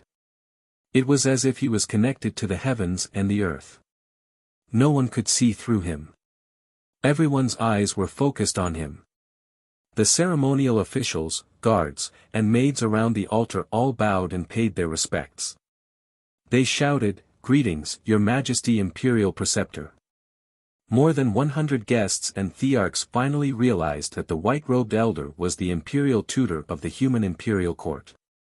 Immediately, the guests and the emperor's sons bowed respectfully. The imperial tutor looked at the crowd indifferently and gestured for them to rise. Then, he waved the golden horsetail whisk in his hand and used a secret technique to shoot out rays of 5-colored spiritual light into the open heaven sacred altar. After the opening heaven altar lit up with a hazy brilliance and released a mysterious and vast invisible power, Yi Qingyu's eyes lit up. The imperial tutor solemnly bowed to the sky and said in a booming voice, "Today is the golden hour. In accordance with the will of the heavens, the Son of Heaven is choosing his heavenly concubine. This is a blessing for the imperial court, a grand ceremony for our race, and a sacred ceremony for billions of human beings. Therefore, I opened the holy altar and reported it to the heavens, to the people." The imperial tutor gave a solemn speech, reporting to the heavens the significance of today's grand ceremony, praying for the heavens to bear witness and bless. The ceremonial officials below the altar, as well as the hundreds of guards and maids, all knelt down on one knee and bowed to the heavens in a pious posture. The guests and the princes all felt a formless energy and connection descending from the sky onto the opening heaven sacred altar. This caused Ji Tianqing to be secretly shocked and somewhat puzzled. He had always thought that the heavens were just a title that didn't exist and could only be used to entrust the people's beautiful wishes. However, at this moment, he could deeply feel that the legendary heavens really did exist. There seemed to be a pair of invisible eyes in the sky staring at the open heaven tower and silently injecting an invisible and mysterious power. 15 minutes later, the imperial tutor finally finished the open heaven ceremony and opened the holy altar. Then, the imperial tutor loudly announced that the 3 heavenly concubine candidates were invited to come on stage and be judged by the heavens and the people. Ji Tianqing, like the other guests, turned to look at the exit at the edge of the open heaven altar. As a melodious string and woodwind music sounded, a group of maids escorted a beautiful woman to the open heaven altar and walked lightly toward it. That beautiful and elegant woman was wearing a gorgeous long dress that reached the ground and a jade phoenix crown that was inlaid with gold and embedded with jade and gems. She was dressed very elegantly. She lowered her head slightly, and a layer of golden beads dangled from the jade phoenix crown, faintly hiding her beautiful face. However, the more people couldn't see her face, the more they felt that she was beautiful and alluring. After this beautiful woman stepped onto the open heaven altar, the imperial tutor loudly announced, "The first heavenly concubine candidate is Lan Huixin.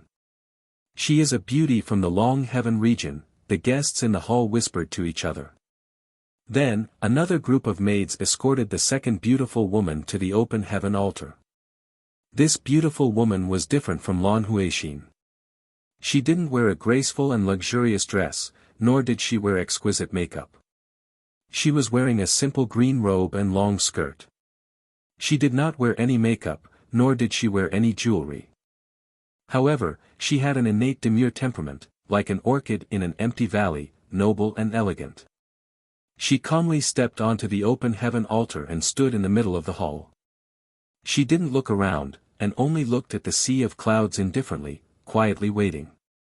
The imperial tutor loudly announced, "The second heavenly concubine candidate is Ansuan.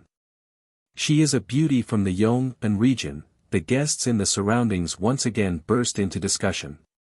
Some curiously looked at Ansuan, while others were amazed and praised. Muron Lingfeng, who was surrounded by several princes, stared at Ansuan's beautiful figure the moment she appeared. He couldn't move his eyes away. His eyes were filled with tenderness as he gazed at Ensuan. His eyes were filled with longing and yearning. He silently called out in his heart, hoping that Ensuan would turn her head and look at him. Even if it was just a look, it would make him feel at ease. However, Ensuan stood quietly and stared at the sea of clouds. She didn't look at anyone at all. Then, the third beautiful woman appeared on the open heaven altar. This beautiful woman wore a white long dress. Her figure was tall and perfect, and her face was beautiful. She was like the most perfect masterpiece of the Creator. However, her eyes were as indifferent as autumn water, and her temperament was as cold as frost. She was like a fairy from the 9 heavens, otherworldly. She just stood on the open heaven altar and didn't do anything. She didn't even need to show any expression, but her invisible aura suppressed Ensuan and Lan Huixin beside her. Without a doubt, this person was Yunyao. Many of the guests present had heard of Yunyao's name. They knew that she was the first daughter of the Cloud Spirit Palace, and now the princess of the imperial residence. After the imperial tutor introduced her, many of the guests and princes on the open heaven altar revealed looks of amazement and admiration. They all began to discuss. The 3 heavenly consort candidates were all present. Thus, the imperial tutor announced that the emperor would step onto the open heaven altar and choose his heavenly consort in front of everyone. Everyone turned their heads to look at the exit. They saw Long Yunxiao, who wore a golden robe and a square golden crown of dragons and phoenixes on his head, walk up the open heaven altar with majestic steps. At that moment, everyone's eyes were focused on Long Yunxiao. They looked at him with complicated expressions. Ever since Long Yunxiao's battle with Ji Tianqing, he hadn't appeared in public for a long time. There hadn't been any news about him either. It was rumored that his injuries were too severe and that he had been in seclusion to heal. However, at this moment, everyone saw that he was in high spirits. His aura was strong, and he didn't look like he was injured. Of course, the guests and princes were more concerned about who Long Yunxiao would choose as his heavenly consort. You're tuning in to the Han Li's Wuxia Chronicles YouTube channel. We're so grateful for your support, and don't forget to subscribe to join us on this incredible journey through captivating stories. Your generosity through donations truly makes a world of difference, as it's the primary source of revenue that allows me to expand and enhance this channel for you. Thank you from the bottom of my heart for being a part of this adventure.